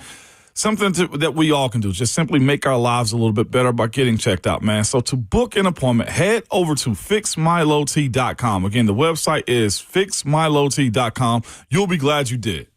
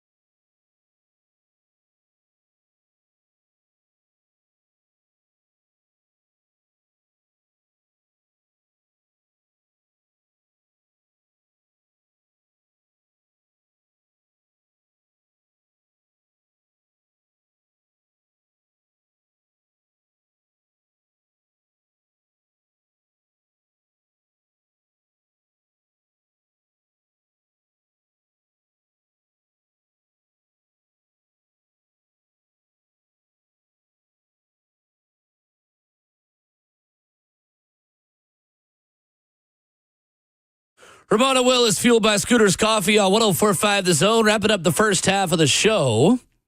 We got some Sounds tickets for you coming up. Next Wednesday, Sounds will take on Charlotte. It is football night, Ramon. They've got a University of Tennessee reversible blanket for the first 1,000 fans. We got 2 tickets for you. Listen. Coming up here in just a few minutes. My wife loves a good free blanket. Do you hear me? There's nothing like going to a fall or winter football game. Yeah. You get the stadium blanket going. Yes, sir. You get a Petro in your hands. Telling Free you. shout out. I'll always shout out Petro. Easy Petro, man. I love Or them. just a pot of chili in Yeah. any context with a football blanket. Yeah. Petros you can have at any time of the year, too. That is the one place. Like, I won't do like other restaurants, Chili's, but Petros, yes, most definitely. That is something that gets me through these 1,000-degree days. I might have one At on Titans Friday. training camp. Yeah. That sounds pretty good. Knoxville. I got a hard decision between them and Cal Holmes. I think I'm going with. Porque no los dos. Who? Porque no los dos. Spanish for why not both. It depends on how much time I got. Okay. All right. Arch Manning yesterday pushed back on his grandfather's comments about the NFL draft. So Archie said a couple of weeks back, Arch isn't going to go pro, saying Arch isn't going to do that. He'll be at Texas. Then Arch at Texas camp yesterday goes, yeah, I don't know where he got that from. Said, quote, he texted me and apologized about that. I'm really just taking it day by day right now. Of course. If Arch Manning is in position to be the number 1 overall pick, and mind you, maybe even go to the same organization that his grandfather was at in New Orleans, he's going to go. You know what? This is obvious. Yeah, no doubt. I thought as a family they were a little bit more buttoned up than this. You know what I'm saying? Like, this is the first. I think Arch did too. This is Like, Pops, my guy, what we doing? Yeah, man, they were just on that doggone endorsement deal together. I think with Whammo, Granddad was dropping them off at class he's got and all stuff. the NIL And stuff. I just thought the Manning family was a little bit more buttoned up than this, man. Like you got Archie out here just recklessly talking and predicting, had me believing that. Look, as a group, as a family, as a business, they had already discussed this. Will not be listening to Archie again, okay? I know on Ole Miss's campus, they got a 13-mile-per-hour speed limit. I will be going 26 now, okay? Because I cannot believe anything that he says. He's ruined the trust of having me believe that Arch would go back. Because why? He's living a professional lifestyle now. But to the point of Arch, number 1 is number 1. I don't know if you go. I mean, if you go back to school when you're 1 slated. Or heck, even if you're top 10 slated. Yes. That's the thing. Like, who's picking? Okay. And where are you slated to go? Like, if he has a top 10 in the NFL draft caliber season, Yeah. he's going to the NFL draft. Riddle me this, to your point, before we even get to draft season. We're not nowhere near draft season. But will Arch go number 1 because of his play or because of his perception? Will there be anybody to outplay or outdo Arch to where you got to make a hard decision this year? What do you mean? Like, does his last name put him in position? Yes. Does Nussmeier come out and outplay him? Does Cade Klubnik make a better year of pro than what Arch Manning's projected at this point? Because yeah, I mean, Cade Klubnik right now, I'd say Cade Klubnik, Lenore Sellers, and Garrett Nussmeier are all ahead of him in the NFL pecking order in terms of prospects right now. Right now. Heck, I'd even put Fernando Mendoza at Indiana, the transfer from Cal, in that discussion. There are plenty of... I mean, Drew Aller. We haven't even mentioned Drew Aller yet. Like, there are plenty of NFL-ready quarterbacks. I mean, Carson Beck, if he bounces back under Shannon Dawson in Miami this year and has receivers who could actually catch the football, I could see him having his stock rise again. Like, there are a lot of names out there. It's not just Arch. Like, I'm not crowning Arch as the number 1 draft prospect. Right. But I'm saying that if he has a season worthy of that, he's going. And that's what I'm not saying that you were, but I'm just saying the conversation of the 2026 NFL draft. Is it the Arch Manning draft, or will it be anybody else because of it? Because this is, I think, bigger than Trevor Lawrence's.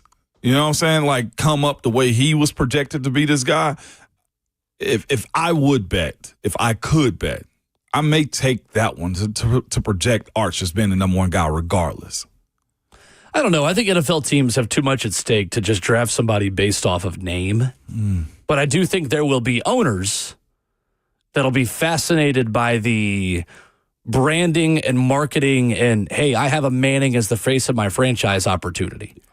Like, there will be owners that are really interested in that might have to have their numbers blocked by their general managers and presidents of football operations. This feels like Peyton to Denver conversation. Like, Peyton was talked about as far as like ownership when going there with them, you know? And we knew what Peyton was as an NFL player. Yeah. We will have no idea on Arch until he true. takes a snap. And heck, he's not even really taken a snap as a QB1 at Texas yet. And that's my point.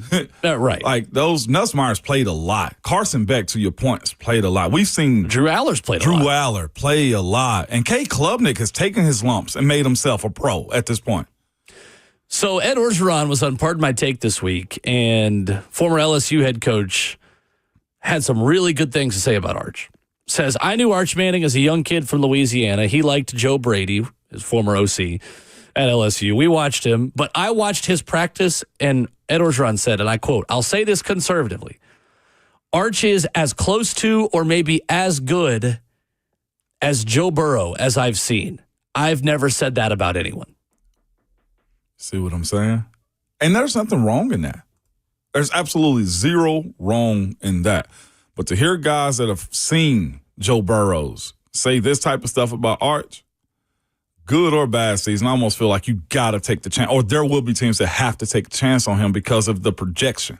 Even if the play doesn't match it this year, or even if they, as Brad Crawford said, rely on the run more than they do him this year. Mm-hmm. That's a strong vouch right there. It is. We'll see. We will.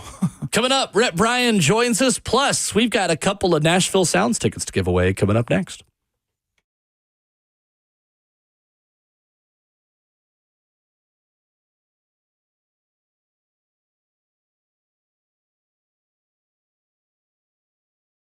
Selling your home really doesn't have to be stressful, but when you have the right team in place, it can be a pretty simple and easy process.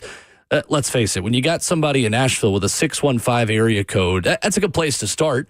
You need a local agent with years of experience. You need my good friend, Bernie Gallerani. You don't want to be that person in the neighborhood with the first sale sign that's collecting dust. No, you need the Bernie Gallerani guarantee. Bernie guarantees to sell your home in 30 days or less, or he'll buy it. It's that simple. He's going to let you out of the contract at any time. Bernie is the real estate agent who has the 30-day guarantee, point blank. If you're ready to sell your home, head online, BernieGallerani.com. Right at the top of the homepage, click on how much is your home really worth. You can enter your address and have that answer in only 30 seconds. And, of course, he got his cell phone number that I'm able to give you as well, 615-428-2644. That's how you reach Bernie Gallerani. He's so confident in his ability to help you. That is his cell phone number, 615-428-2644. Just Google Bernie Gallerani Real Estate. Head online to BernieGallerani.com to start the process. That's Bernie Gallerani Realty. Call him at 615-428-2644.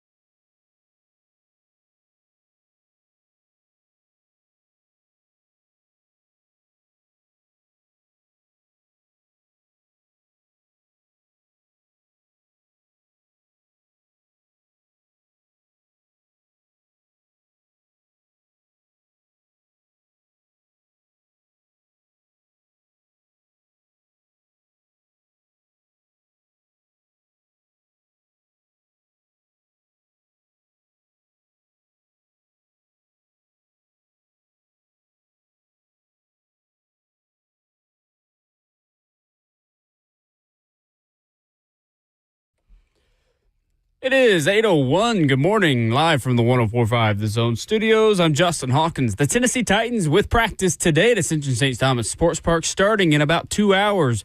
Defensive coordinator Denard Wilson, offensive coordinator Nick Holtz, and special teams coordinator John Bones Fossil will all meet with the media in just about an hour at 9:15, and we'll carry that live here on the show. Quarterback Cam Ward and other select players will meet with the media post-practice. Yesterday, head coach Brian Callahan mentioned to the media that most of the starters, including possibly Jeffrey Simmons, will play in the preseason finale this Friday night against the Minnesota Vikings. Jeffrey Simmons sat out the last two games against the Buccaneers and Falcons. In NFL news, the New Orleans Saints are the last remaining NFL team yet to name their Week 1 quarterback starter. Saints head coach Kellen Moore said the competition between rookie quarterback Tyler Shuck and Spencer Rattler has been really close, and they'll use this week of practice in Saturday's game against the Denver Broncos to decide. Per NFL insider Tom Pelissero this morning, the Minnesota Vikings are exploring veteran wide receivers in the trade market, with third-year wide receiver Jordan Addison suspended for the first 3 games of the season for violating the league's substance abuse policy and Justin Jefferson nursing a hamstring injury. However, no trade is incoming yet. For all your foundation repair and waterproofing needs, you got to go to USSTN.com. Breaking news at once on your home for the Titans and Vols. This is 104.5 The Zone.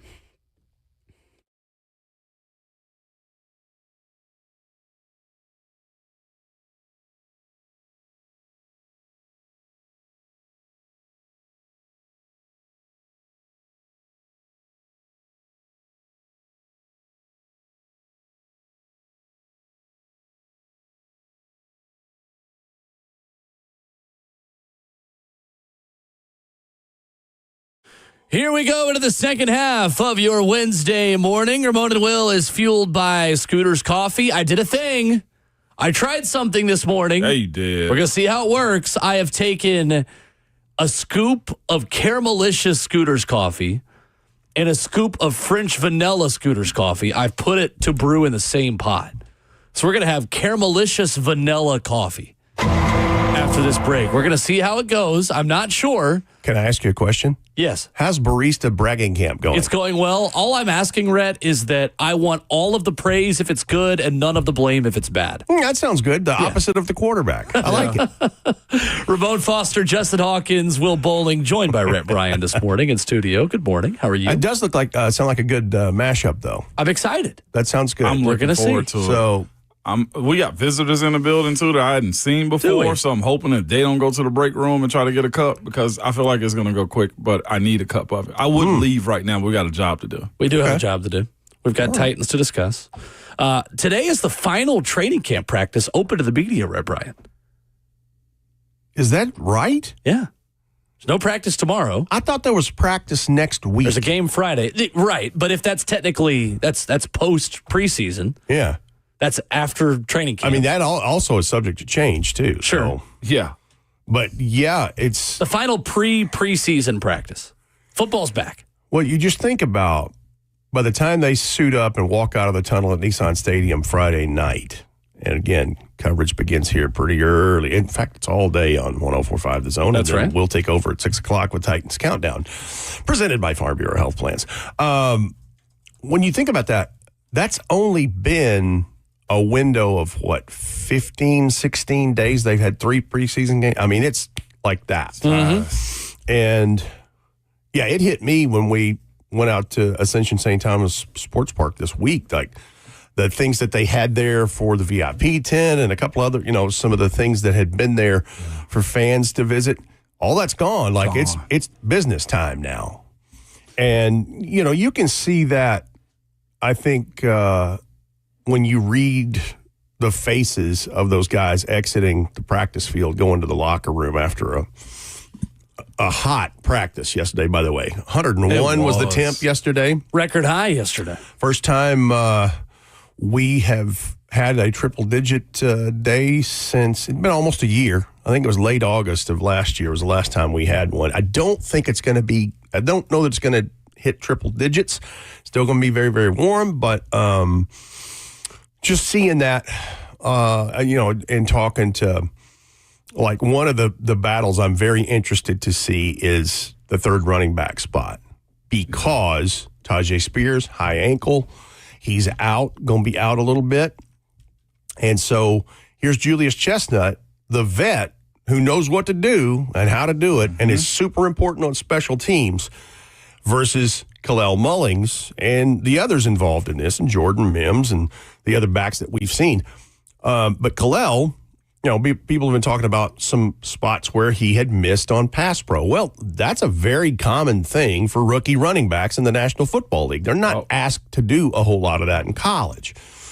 But talked to both of those guys yesterday, and obviously, they're competing for a spot, and both spoke very highly of how they've done and how it was very positive, but they know the brevity of it. Yeah, because this is coming. Next Tuesday, the axe falls, and all of a sudden there's 53 guys when there were 90. Mm-hmm. 91. It's going to look a lot different out there very soon. A lot more space on the field is what it's going to look like, too. It's that running back position, though, is super unique because it does come down to if Kalel Mullings can pass pro. That's the edge. And then the other one, Will brought this up yesterday, too, is the special teams component for Julius Chestnut. He lives that world. He understands that world and know how to execute it, too. And, again, Coach Bones Fossil being the special teams coach, he wants quality, and I think that's what Julius Chestnut provides. His roster spot is the quality of that. Now, the other part of it is, do both Kalel Mullings and Julius Chestnut make the initial 53, knowing that Tajay Spears is sidelined for the moment with a high ankle sprain? And then is there something on the waiver wire that's attractive after final cuts are made next Tuesday across the league when so many guys are on the waiver wire? You've prepared us for this too, and I know Easton Freeze wrote about it yesterday at azsports.com about how there is going to be a very unique roster cut-down experience for the Titans next week, in that they may, and I said it earlier this morning on the show, they may add 7, 8, 9, 10, who knows how many guys they're going to add with the number one spot in the waiver claim. And I think at this point, it's hard to judge a lot of these position battles because you look at the bottom of the wide receiver battle, the bottom of the corner battle, those guys are competing against players who play for 31 other NFL teams as well. And it makes it even more challenging to judge, Rhett, who is battling for how many spots moving forward into the final preseason game on Friday, because we don't know how many spots are even really up for grabs at this point. We don't. And that speaks to what we've talked about all offseason with how much massive turnover and how young this team, this football team is. I think Titans fans are going to be a little surprised at how many changes are made on the roster from the end of cut down day to next Tuesday afternoon till we get to September the 7th and what it looks like in two different things. And your estimate of 6, 8, maybe 9 players, it might be north of that. It really might, because in talking to Mike Borgonzi and talking to Chad Brinker and even to Brian Callahan, with the waiver wire position that they feel like they have a chance to steal a draft pick, air quotes here. If somebody doesn't, have a good camp somewhere else, or, there's number battle, whatever reason pops up as to what the roster gymnastics is at the other 31 places. You make a good point, though, because I had not thought about running back as being one of those possibilities. But I think that's a great point to say, the Titans' short-term replacement and short-term fill-in for Tajay Spears might be playing for another team right now. Yes. And look, here's the other thing. Brian Callahan was asked the other day about the swing tackle spot. Mm-hmm. And right now it feels like Oli Udoh and Jalen Duncan are, with John Ojukwu. John Ojukwu, are those options when you get past the two starters and Dan Moore and J.C. Latham. But is there a swing tackle out there? I don't know. Yeah. They only know behind closed doors what they're looking at. And I guarantee you, they've got staff that's watching every roster and obviously scouting every preseason game that has been played and looking at film and going, these player XYZ and these 3 right here and this 4 over here are potential cuts for them because they know the cap situation pretty much, and obviously what the depth. I mean, it's different when you're the Titans versus the Kansas City Chiefs and where they've been in the last few years. So some of those are easy to spot, but I guarantee you they've got all that mapped out in who the potential people are that they might have an eye on. It's like Christmas in August for them moving forward. As far as trying to reshape and build a team, this is where being patient throughout the summer, too, allows other teams to develop, let guys play, and then you find the ones that you want. That is right. That is one of the best luxuries a team like this have, considering you also have the quarterback that you're looking for, too. The skill guys more than anything. Yeah. And I would say interior defensive line probably is going to be some of the first stops and picks they're going to end up having.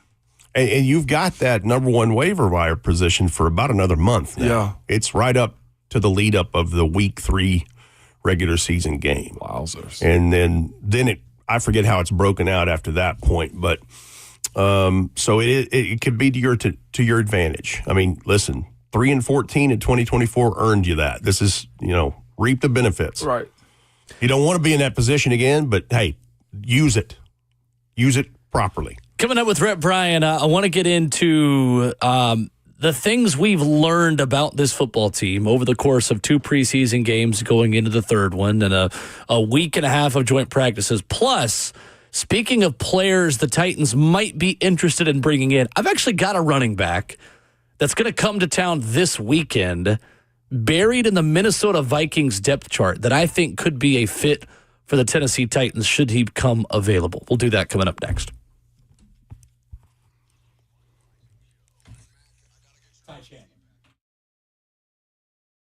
I love living in Middle Tennessee. We've got great restaurants, entertainment, sports, and one of the nation's top Ford dealers right here in our backyard. Two Rivers Ford. Remember that name. Two Rivers has been a staple in our community since 1983. They're locally owned. They have a non-commissioned sales team, and they sell below MSRP. They've been doing business with integrity for decades. Two Rivers Ford, the South's most trusted Ford dealer.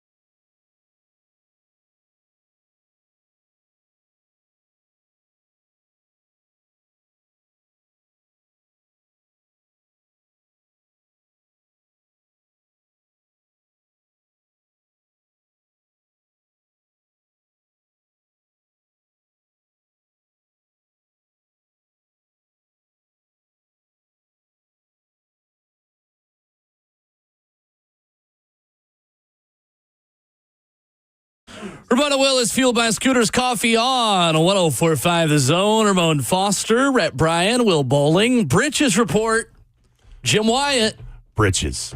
The Tennessee Titans will be decked out in light blue jerseys. Around these parts, we know that as Titan blue jerseys. Indeed. White breeches and Titan blue socks in Friday's preseason game at Nissan Stadium against the Minnesota Vikings. That's the update you all really wanted. I wonder if that is a preview of what we will see quite frequently this year. Because I think so. You know, the news was out in the offseason that there would not be throwbacks and that this would be the dominant color this season.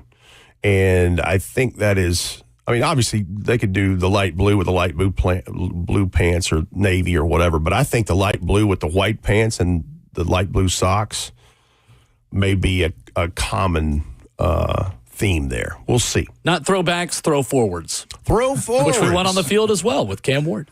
Hey now. Rhett, I think there's a running back on the Minnesota Vikings that is A, making a homecoming this weekend, and B, of interest to the Titans when you think about guys in roster battles who could be waiver additions for the Titans on cutdown day. Running back Ty Chandler from Tennessee and the University of North Carolina, Montgomery Bell Academy, where he played his high school football here in Nashville. Rhett, to me, is the type of running back the Titans are going to be available to pick on waiver and roster cutdown day. In 2023 with Minnesota, 102 carries, 461 yards, 3 touchdowns, 4.5 yards per carry. Last year, only 182 yards on 56 carries for Minnesota. He also added 21 catches in that 2023 season where he played a bigger role for the Minnesota Vikings team.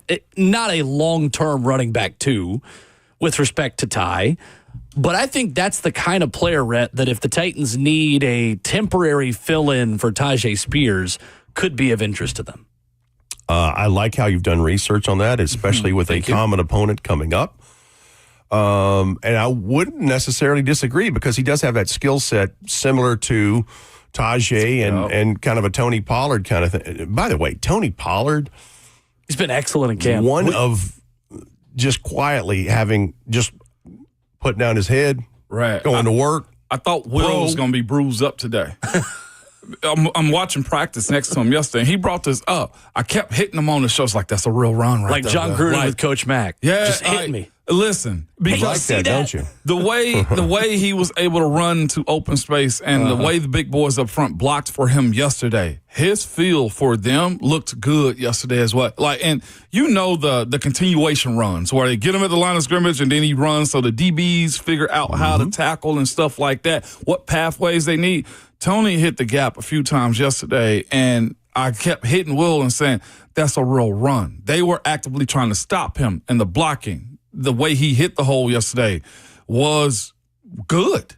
I mean, simply put, Rhett, to add to what you were just about to say, he's quietly had a good camp, and I don't even want to talk about him even more because I think it needs to be like that from him. And let's just say this, like, I'm so thankful that that's the case for this running back core to start with him because he looks right now like you could roll him out at Mile High Stadium September the 7th with a 3:05 kick Central Time here on 104.5 The Zone as the starting running back against the Denver Broncos. Here we go. Yeah. I mean, you go, yep, that looks good. Let's do that. Yeah, absolutely. Totally. I'm going to tell on myself with the Vikings prep. Like, in the preseason, I don't study the other opponent much. I'm with you. It's not about them. It's about the Titans.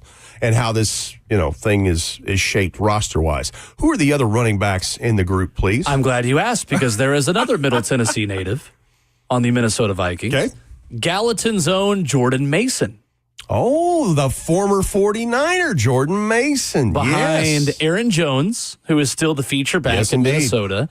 Xavier Scott is listed as third on their depth chart. Xavier Great Scott. That's right. Great Scott Productions from Michael Scott. There it is. He has not Always yet taken an NFL office. snap. That's right, always. And he is in his first season out of Maine.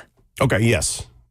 Xavier Scott. I've spelled heard of Xavier. Zavier. So those are their 4 running backs. Yeah, the Ty Chandler,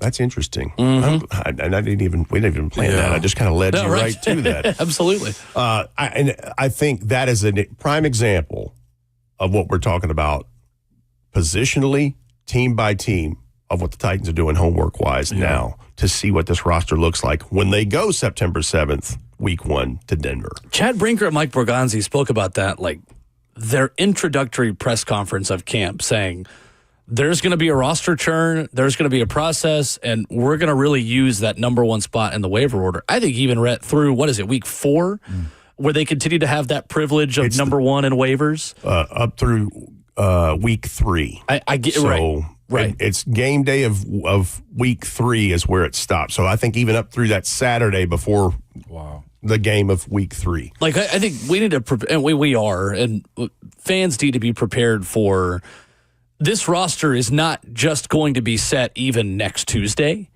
And the fact that really your true 53-man roster is what you have in week 2. Because, again, I give this disclaimer every year, and I pull my string. I sound like a broken record or whatever. But somebody's poisoned the water hole. Exactly. There's a snake in my boots.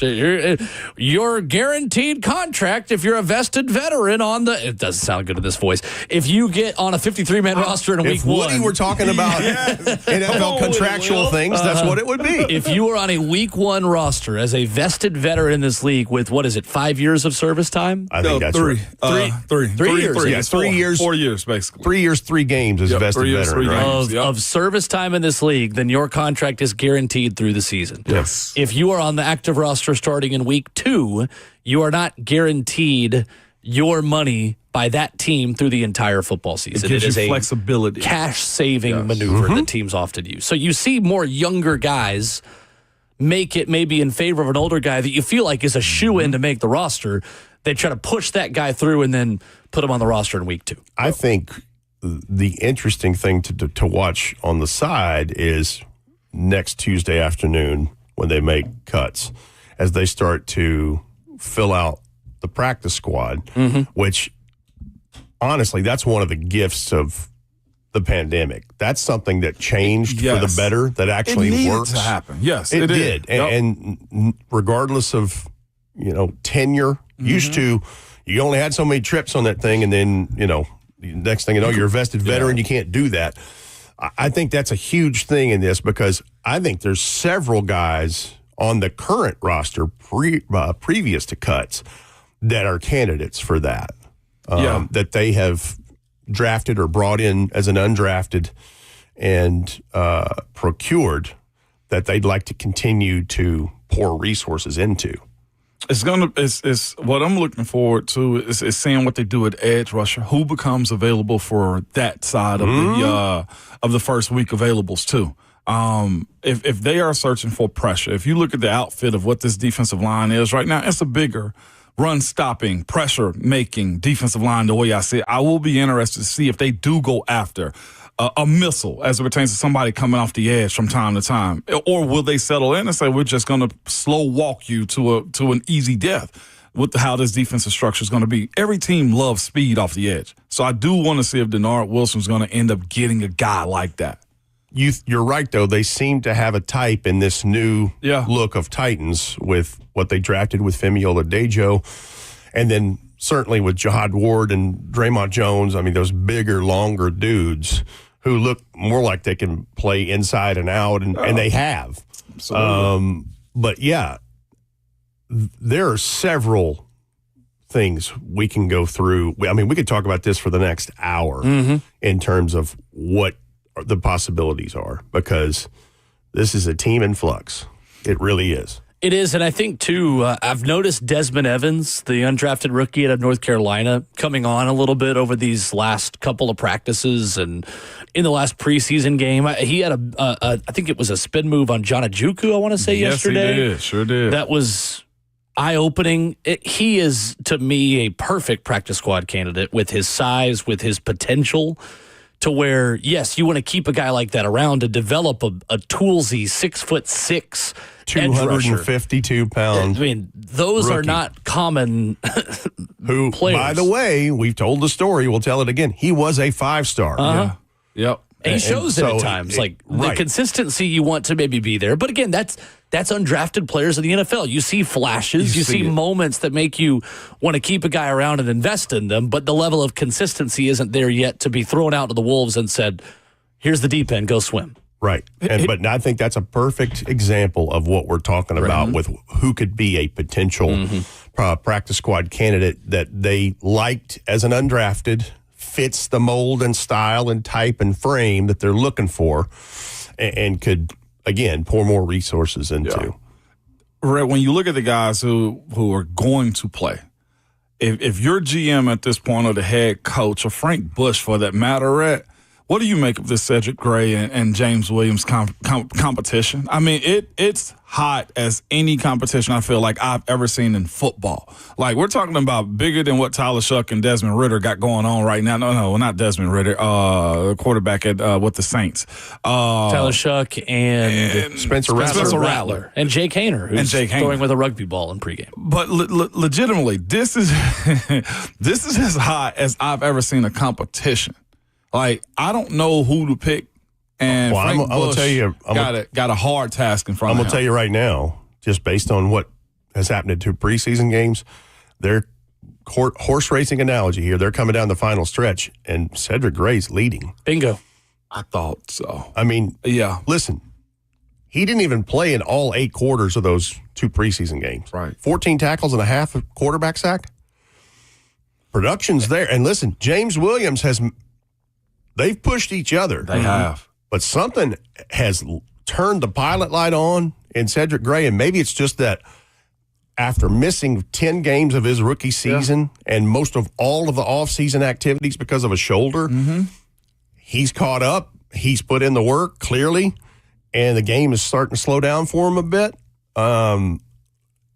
Either way, 51 and 52, Cedric Gray and James Williams are going to play a lot of defense for this football team. They are. But Cedric Gray, that's been something to watch.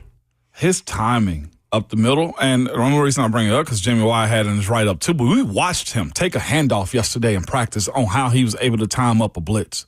He's shown that in the games now in preseason, and he's got consistency of doing it in practice. That's just what he is as a player. He and I'm glad, too, for him because we speak about all these guys that's got to make the roster and prove themselves as pros. He was behind James Williams. The way training camp started off. We can acknowledge that. We can. It did not bury his head. Absolutely did not bury his head, man. Nope. And as a player, I love that because there's nothing worse than knowing that you got to go out and prove yourself.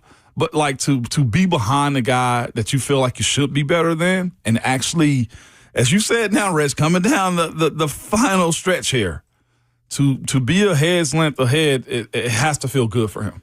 It does. And you can see it just by, Dawn and Slay interviewed him. Yes, they did. And I think they had that on yesterday. They did. There's a place of confidence he's coming from, but it's not over the top. You can just tell it's like, I'm hitting a groove here. I'm gonna keep working. I'm going to leave y'all with this, too, because I know we're winding down. Someone asked Brian Callahan yesterday about Legarius Sneed. And Legarius Sneed still is on the physically unable to perform list. I think the other thing to watch is what and who is involved in this secondary going into this final preseason game, because if Legarius Sneed is not something that's going to take place September the 7th, I have no earthly idea, but right now he's still on PUP. Yeah. Who are the other parts that's going to, we know the Darrell Bakers of the world. We know Jarvis Brownlee. You can start just penciling in names here and there. But a guy who you will hear on Farm Bureau Health Plans Titans Countdown Friday night is Marcus Harris, the corner from Cal, that we liked coming out of the draft. And he has an interesting story. Portland, Oregon guy. Dad, teacher, and became head football coach at his high school after he went through the process, but committed to Oregon State, spent a year and a half there. COVID happens. He goes and he's an Idaho Vandal for 3 years and then hits the transfer portal and goes to play at Cal Berkeley. And Cal Berkeley had a nice year in that defense. Right. Had 4 guys drafted. He was one of them. You look at his numbers from the other night in Atlanta, I think he had 38 snaps on defense, 4 tackles, 2 pass breakups.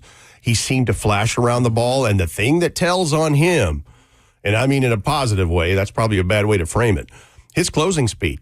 Yeah. He got to the ball quickly. And when you looked at his numbers, I think he ran a 4.45 at the combine, 1.57 in the first 10 split. At first 10, 1.57, that's moving. Yeah. And then at his pro day, hand timed 4.39 in the 40 and a 1.55 in the first 10. That's what you're looking for. And he's just one of those guys. He's not the biggest, longest cornerback. He's 5'11 and change. Doesn't have the longest arms, but he's not afraid of contact at all.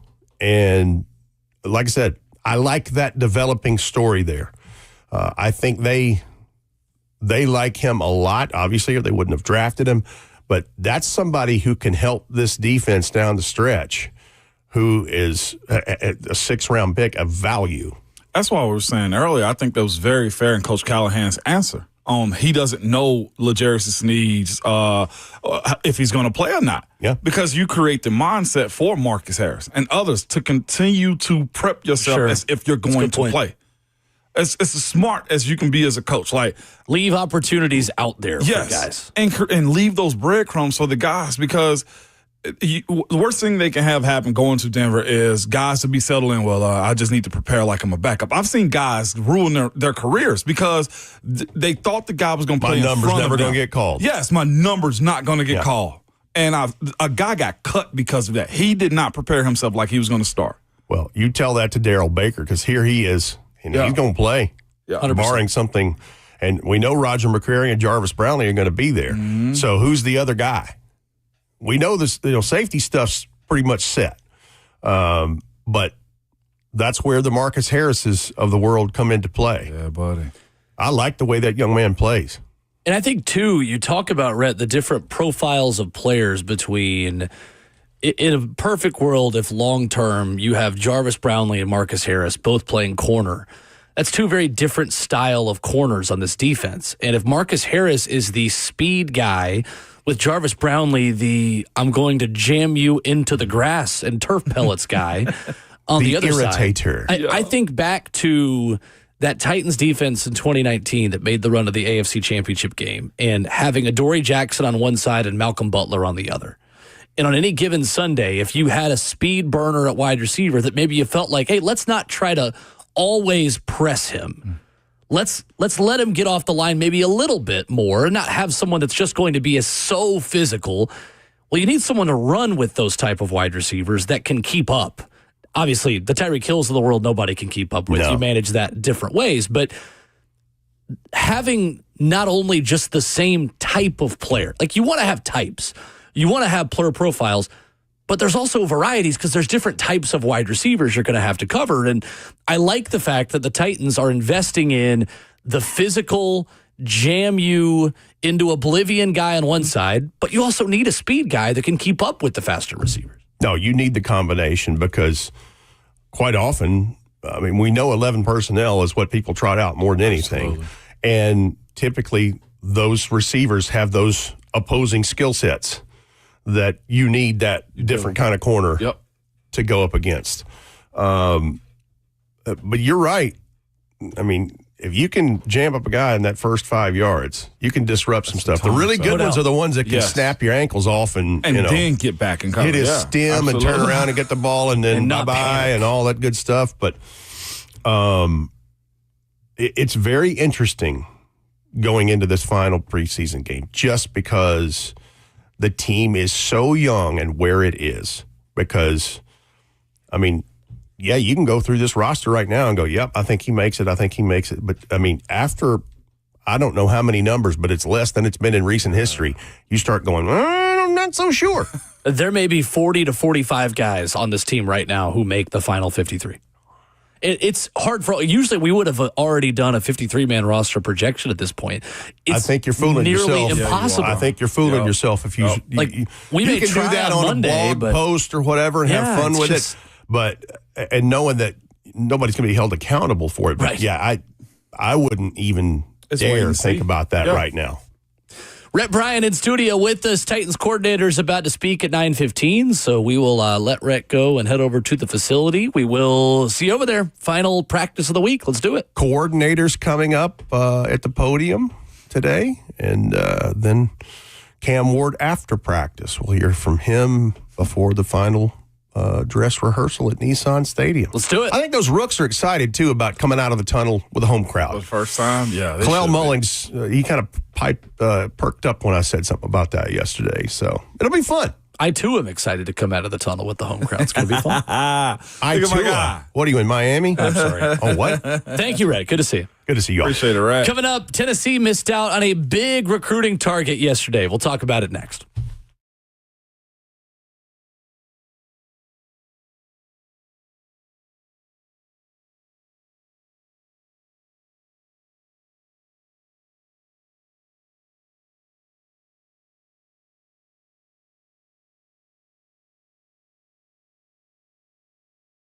Two Rivers Sport wants to tell you about Zero, man. That's zero as in zero money down, zero payments for 90 days, and 0% financing for 48 months on most models. Oh, and zero on regularly scheduled maintenance because Two Rivers Sport is throwing in a 2-year complimentary maintenance plan. It's the Zero Summer Sales event happening right now at Two Rivers Sport. And at Two Rivers Sport, their salespeople, they don't work on commission, man, which means there's zero pressure when you're shopping for a vehicle. And at Two Rivers Sport, you'll get zero surprises because they are always honest and transparent every single time. They're A-plus members of the Better Business Bureau, and they've been family-owned since 1983. What you see is always what you get at Two Rivers Ford, which is why Two Rivers Ford is the South's most trusted Ford dealer. So get to Two Rivers Ford for the Zero Summer Sales event today because the sale ends September 2nd.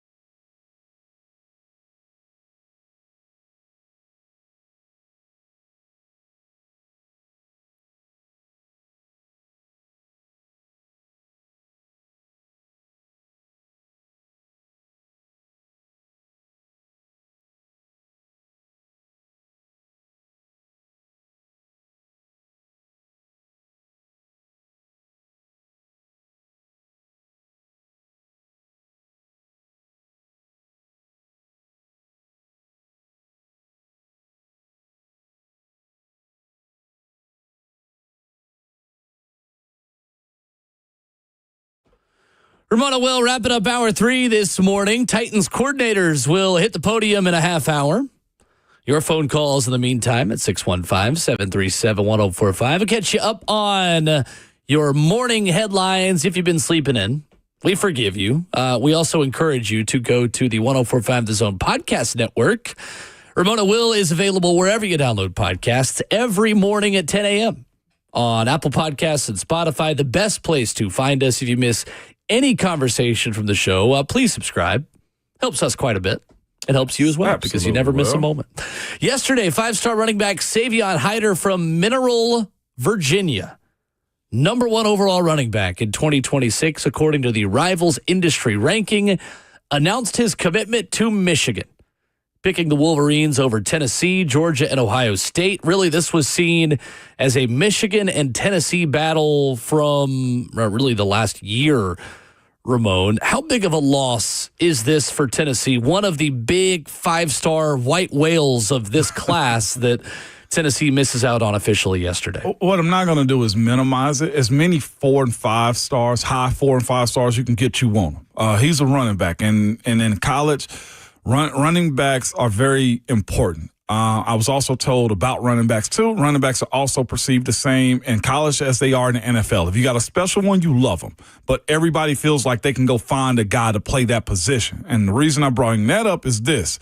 The guys I know that are close to the organization or on the recruiting side of things have said this essentially. Heupel and his offense have always found a guy. They have been in positions where the way they run the ball, if the back is even mediocre at times, they can help make them better. And that is one of those positions, too, historically, just in football. People grow up wanting to play that position.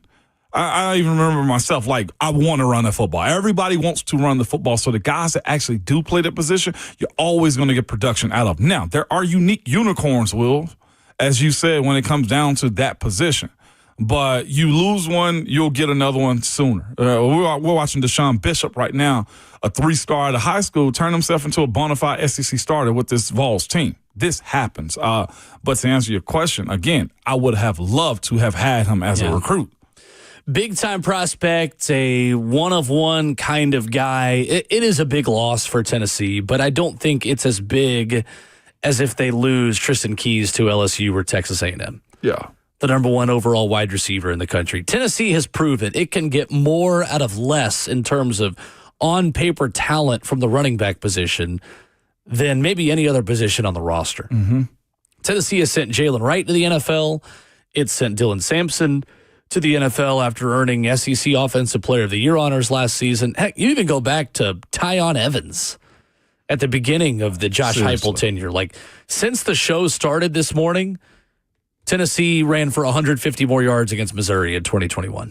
Yeah, that's what I'm saying. Like, seriously. They ran for what, like 400 yards? I'm not even exaggerating. Like 300 yards in that. They did. So, I mean, the Savion Hyder thing, it is disappointing. There's no doubt. I'm not going to minimize it either. But I trust this Tennessee staff to take someone that is not a household name and turn them into one. I was talking with the VolQuest crew yesterday at the Franklin Theater, the event we did for the UT Williamson County Alumni Chapter. Right. Tennessee as an offense has run for 2,500 yards 3 straight seasons. That has never happened before in the history of Tennessee football. Yeah, they're tricking you with the air raid side of this. And they've done that with, let's be honest, guys who weren't blue chip recruits at running back. They've done that with good players that they've turned into great players based on the system and based on their coaching. So it's not something I am overly worried about. Uncle Rico on Twitter writes in and says, Tristan Keys is not flipping.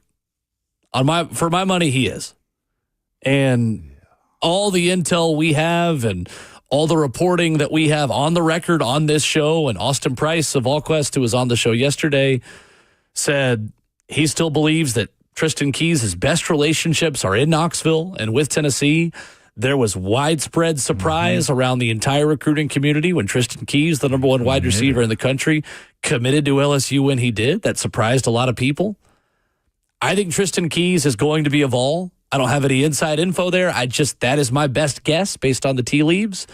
And that's my guess as of today, August 20th.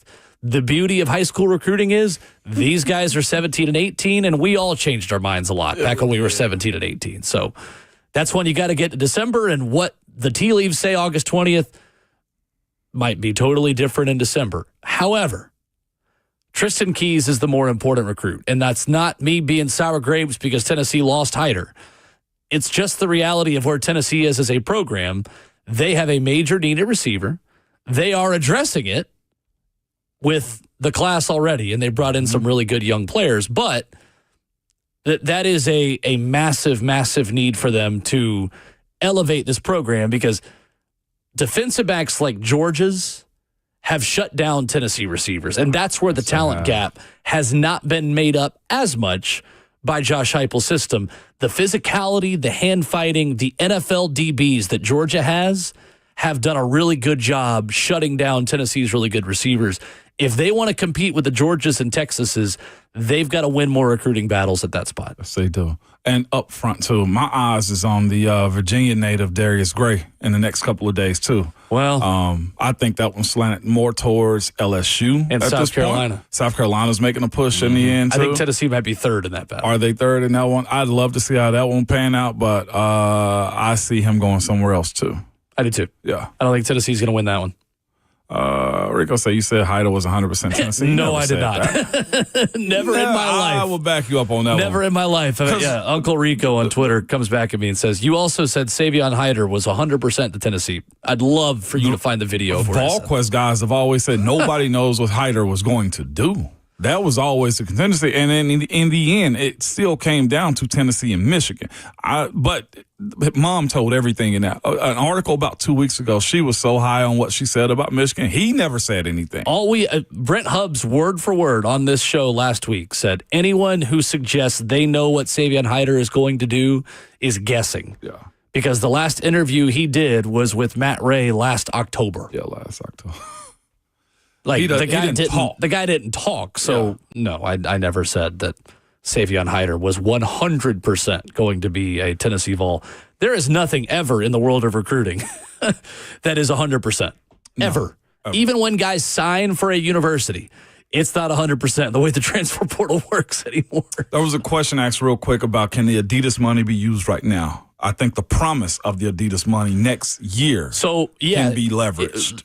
Yes and no. So Tennessee's Adidas contract in terms of official stuff and official money that they are paid, that cannot be used until next year. However, Adidas is starting to negotiate with UT athletes now. Mm-hmm. So yes, the Adidas stuff is used now. What Austin Price told us yesterday about can Adidas be used with Tennessee money, a lot of those Adidas NIL deals are through high school. So like Tristan Keys has an Adidas deal right now as a high school football player. That doesn't necessarily mean that he's going to go to an Adidas school. It doesn't even necessarily mean he's going to have that Adidas deal as a college athlete.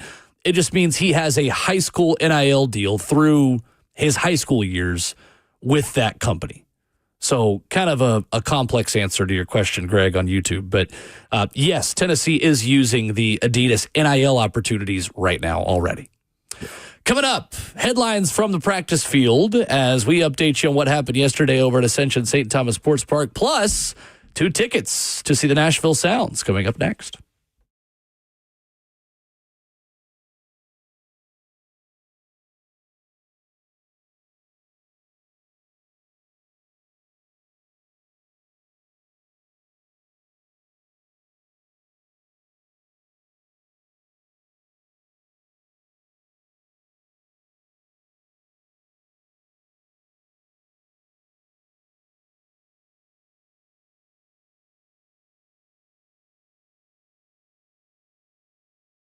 Listeners sometimes ask, what makes advanced hair restoration different? Allow me to share along with some details on this, man. Their once-a-year savings summer sales event is going on right now. Advanced Hair stands by the results, and their before and afters are second to none. With Advanced Hair, your own natural hair is guaranteed to grow, too. Secondly, Advanced Hair combines top-rated physicians with modern technology, creating a concierge quality experience that's hard to find elsewhere.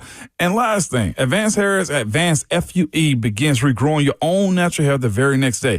It's quick, simple, and easy. Now, if you have a flexible schedule this summer and you've been waiting for that special savings opportunity, it's here. Advanced Hair Summer Savings Event will get you the most hair for your dollar, and it's their best offer ever, too. For details and to schedule your free consultation, call 629-348-HAIR. One-day treatment, life-changing results. Your new hair is guaranteed to grow. Again, the number is 629-348-HAIR, or visit advancedhair.com.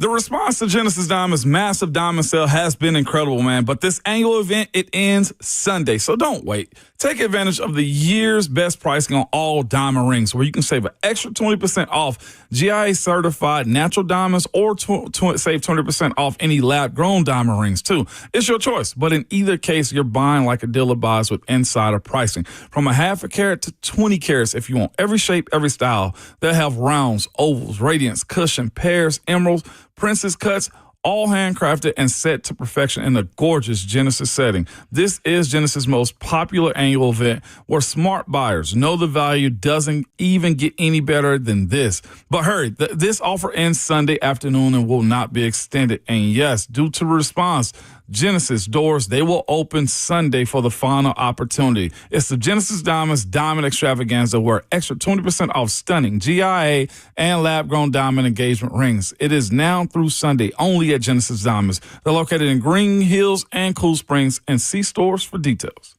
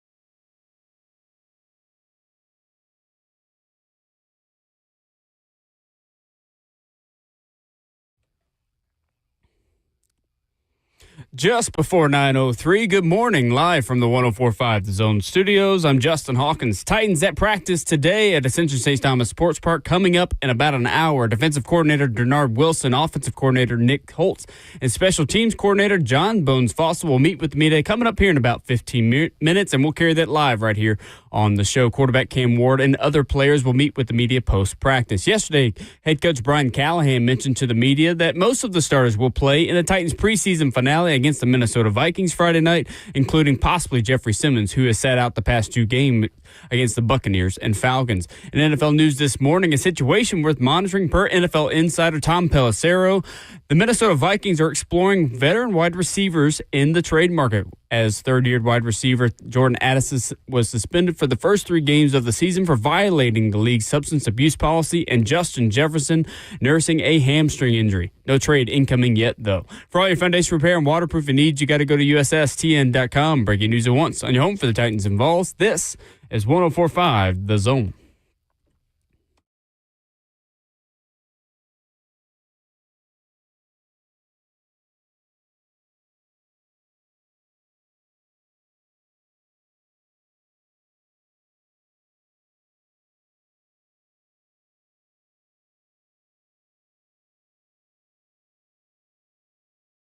Ramona Willow, 104.5 The Zone. Fourth and final hour is here.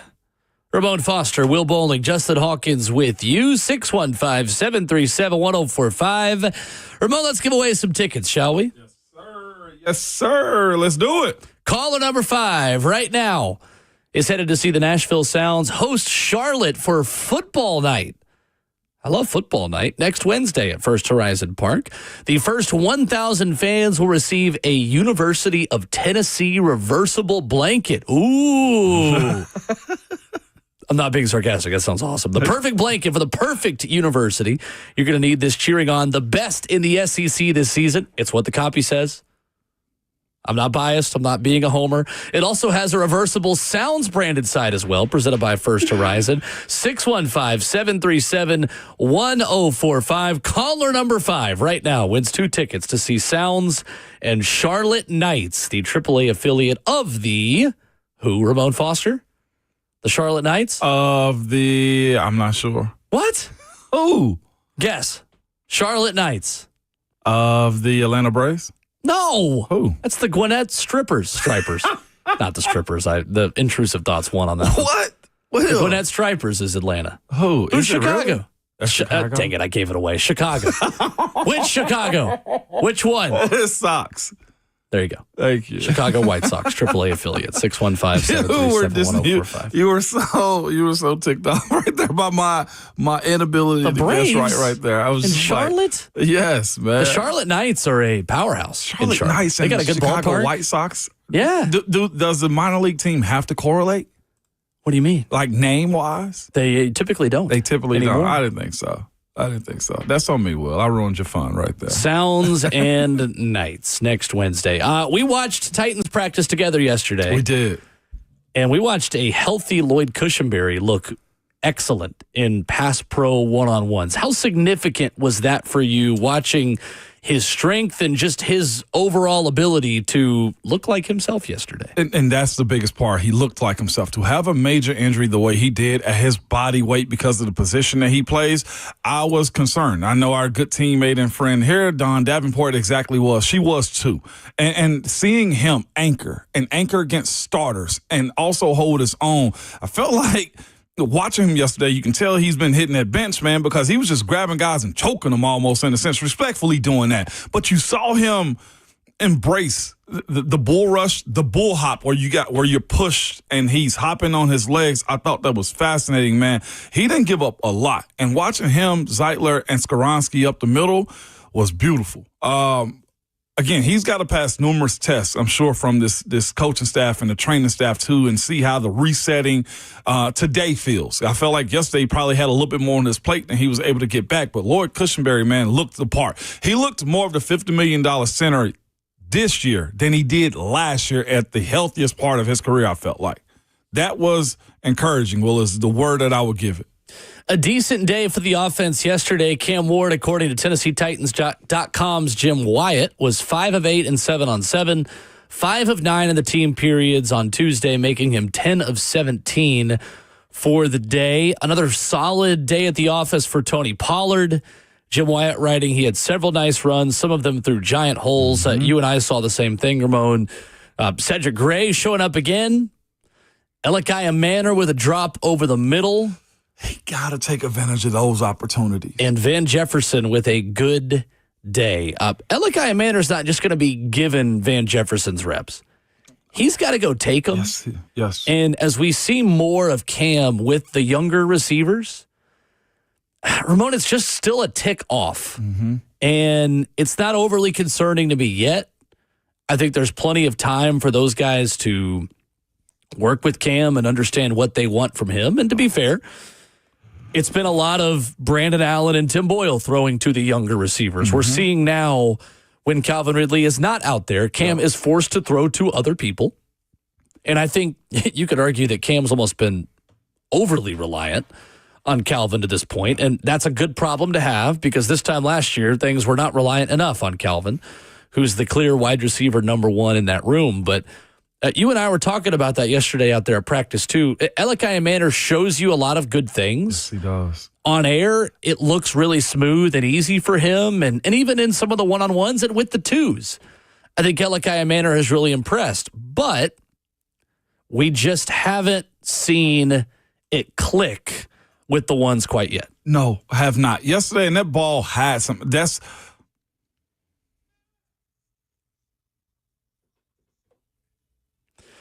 Ramon Foster, there is big Titans news this morning, courtesy of Ian Rappaport.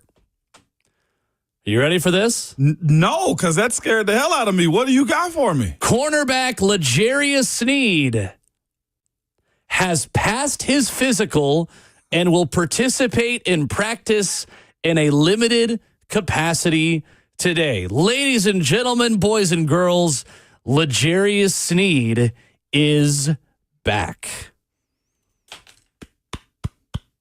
He's back. He's back. In a limited capacity. However, Legarius Sneed has passed his physical and is back. So you had an opportunity to have him week 1, and that's necessary. That's big. I mean, we know that's the answer for it. The response to how he plays and reacts to being physical for the first time in ages, I feel like, is going to be more important than the clearing of the physical. But again, you've cleared him to be in a position to contribute. And I think that is, we spoke about cornerbacks on this team, Roger McCurry and also Brownlee. Like, those guys need a dude like Legarius to be out there. It helps this defense even more. For a team that doesn't have a premier edge rusher, being able to have the back end of your defense contribute and not be a weak link is that's a luxury. He has to be there. Can't have any setbacks though, man. I'm looking forward to seeing what it's going to look like. Are you going today? I got to catch a flight. I will be there. Yeah. We will also hear from Titans coordinators in 5 minutes. Here we go. So we're going to hear Denard Wilson talk about how ready he feels like Legarius Sneed is. Ramon, how much time does Sneed need to get in football shape? Clearly, you don't need a lot. And I say that. I don't know if that's clear. I say that because this has been his process for the last 3-4 years as a pro. That to me is why. This hasn't been his process, though, because while, yes, he has had a lot of maintenance days and hasn't practiced as much as many other players, he's not played football since last fall. I 100% agree. So this isn't his normal process. No, it's not. But what I'm saying is this: does he know the ins and outs of the defense? If that's true, then good. Is he an athlete? Yes. Is he a guy that understands leverage and how to play certain wide receivers? I would say yes. I'm giving him, if he's cleared now, he plays Denver. 2 weeks, Will. He may play against Denver. I cannot assume that he's just going to be thrown back out there and, hey, here's Cortland Sutton, go cover him. He ain't going to have no choice. I mean, I think you have to have a choice. Like, you can't go play the guy for an entire game. Like, okay, if he plays, that's one thing. I don't trust Legarius Sneed with a full snap count until I see a couple weeks of him getting acclimated and ramped back up. He hasn't played football. And that's what practice is for right now. Right, but you only have a week and a half of practice. He's going to play. I would, and I think he plays the entire game. If this is what they're doing right now, I'm betting on it. You don't make this announcement without the planning of him moving forward. Again, Callahan gave us the I don't know. Unless he has a setback, and if he goes up to week 1 on the active roster and he travels to Denver, Legarius Sneed and there's no way you don't start him is where I'm at with it. I think there is. I don't agree with you. Okay. I think there is a world where he's going to still need weeks to look like himself again. This isn't just a normal knee cleanup. But it's the quad, it's the knee. I know it's the knee procedure specifically that he's been recovering from, but there is a lot that Legarius has got to prove to me to say that he's ready to go play full physical tackle football. And that's what he's been doing since training camp started, though. It's the same conversation we're having, quite honestly, about Lloyd. At least with Legarius, he doesn't have to be physically in on every single play. If he doesn't make a tackle, as long as he can get his hands up and get a PBU, that's what his job is to me. Right, but for Legarius, he is such a physical corner, and he is such a handsy, like, in-your-face guy that it's not just that he's trying to get in between the football and the receiver. Like, he's as physical of a corner as there is in this league, and until I see him go through that contact and prove it, like, the jury is still out. Him being out there is a good first step, but there are a lot more steps that he's going to have to give to me to be ready to play football. I don't agree with you at all because his physicality is him jamming somebody at the line of scrimmage. That's not him having to go in and play safety like you'd have, like a safety would. He's a cornerback. His physicality is, yes, hands and run. If he's been cleared to run and to cut and to jump and to be able to react and stop and go, that is a part of his physicality to me. I think that is the bigger test when it comes down to what his rehab has been. Like you mentioned the physicality of, I'm thinking you're saying hitting. I'm looking at the physicality of him just being able to bump somebody and run. Well, how's his cardio? How is his game shape? Like, that's the other part of it. We just don't know. We haven't seen him. That part of it, though, has been his process. Sure, but I have so many questions. We've not heard from the guy. We've not seen the guy. I'm just a little bit more skeptical about this because there's been so much mystery about where is Legarius. All right, now he's back. How back is he? I don't know yet. I'm going to need to see it. I think he's getting the same treatment as Lloyd is going to get, and it's going to be incorporation in 3-4 plays and he's out, and you check the response the next day. If that response goes well, he is, as somebody said in our chat, I think they are trying to have him be the guy every single play. And again, the other part of it is not that you owe this team anything, but there's a sense of I got to pay back of all the time that I've been out. I think he will be available for this more than I feel like he won't be. I would love for Legarius Sneed to step right in and be the guy. I'm just going to have to see it. I would love for him to step in and be the guy. Yeah, no, he goes. 100% goes on this one. With no setback, he's the guy in Denver. So again, Ian Rappaport putting it out. Big news for the Titans. Legarius Sneed has passed his physical and will participate in practice at a limited capacity today. Coach Brian Callahan had said he was hopeful Sneed would come off PUP as he dealt with a knee injury. Today is the day. Coming up next, Titans coordinators speak to the media, and you'll hear it next.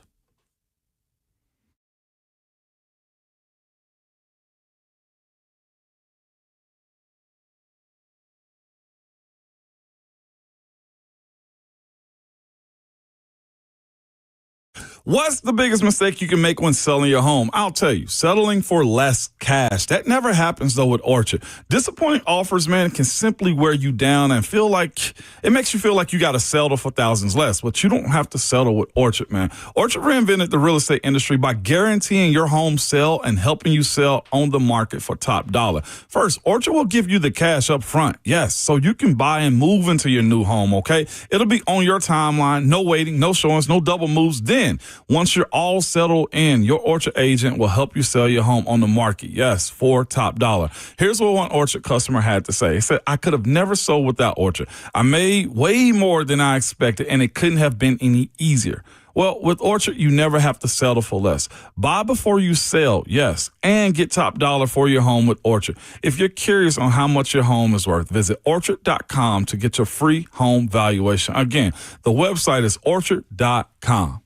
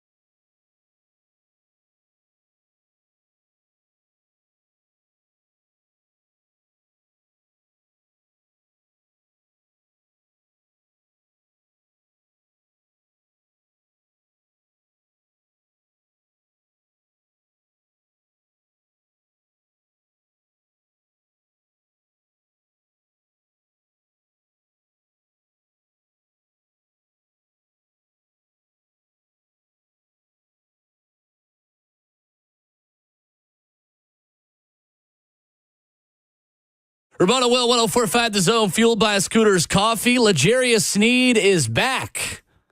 Activated for the PUP list officially by the Tennessee Titans. He will be on the practice field in a limited capacity today. Right now, Titans coordinators meeting with the media, starting with offensive coordinator Nick Holtz. In pass protection, yet so if you drop back 60 times in a game, it just wasn't going to end well. So and we had some matchups in some places, and we had some matchups outside we couldn't win, and so I don't know if there's a magic number that is, but I think it's just to be so balanced that it's not a hey they're going to run pass first, second, third down kind of deal, and I think we just want to keep teams guessing. I think we want to be able to be as multiple first and second down wise as anybody can. So the ideal version of this offense, you wouldn't call it a pass heavy offense. I think it all depends on what kind of front you're getting, what kind of coverages you're getting. I think it's more, but I think the base is good play action, really good run game. Those play actions allow your shots, and then a really completion-driven kind of drop back pass game. With the composition of this offensive line, do you think people are underestimating the ability you guys are going to have to run the ball this year? I don't know. I don't know what other people are estimating. Would you call it a strength? What the run game? To be a strength this year? We hope so. Yeah, we certainly hope so, especially with JC and Zeitler on the right side. That's a pretty strong group, and now you've got, Pete, and then whenever Lloyd comes back, and we feel really good about Corey in there, and Dan's done a nice job on the left side. So I think there's, just more balance through the O-line, and I think then you can kind of not just be a left-handed dominant run team, which we were at times last year, and now you hopefully can kind of run to both sides a little bit and have a little better feel for that. What's your day-to-day like, I guess, with Lloyd, and just trying to gauge from him about his availability and as you try to prepare for week one?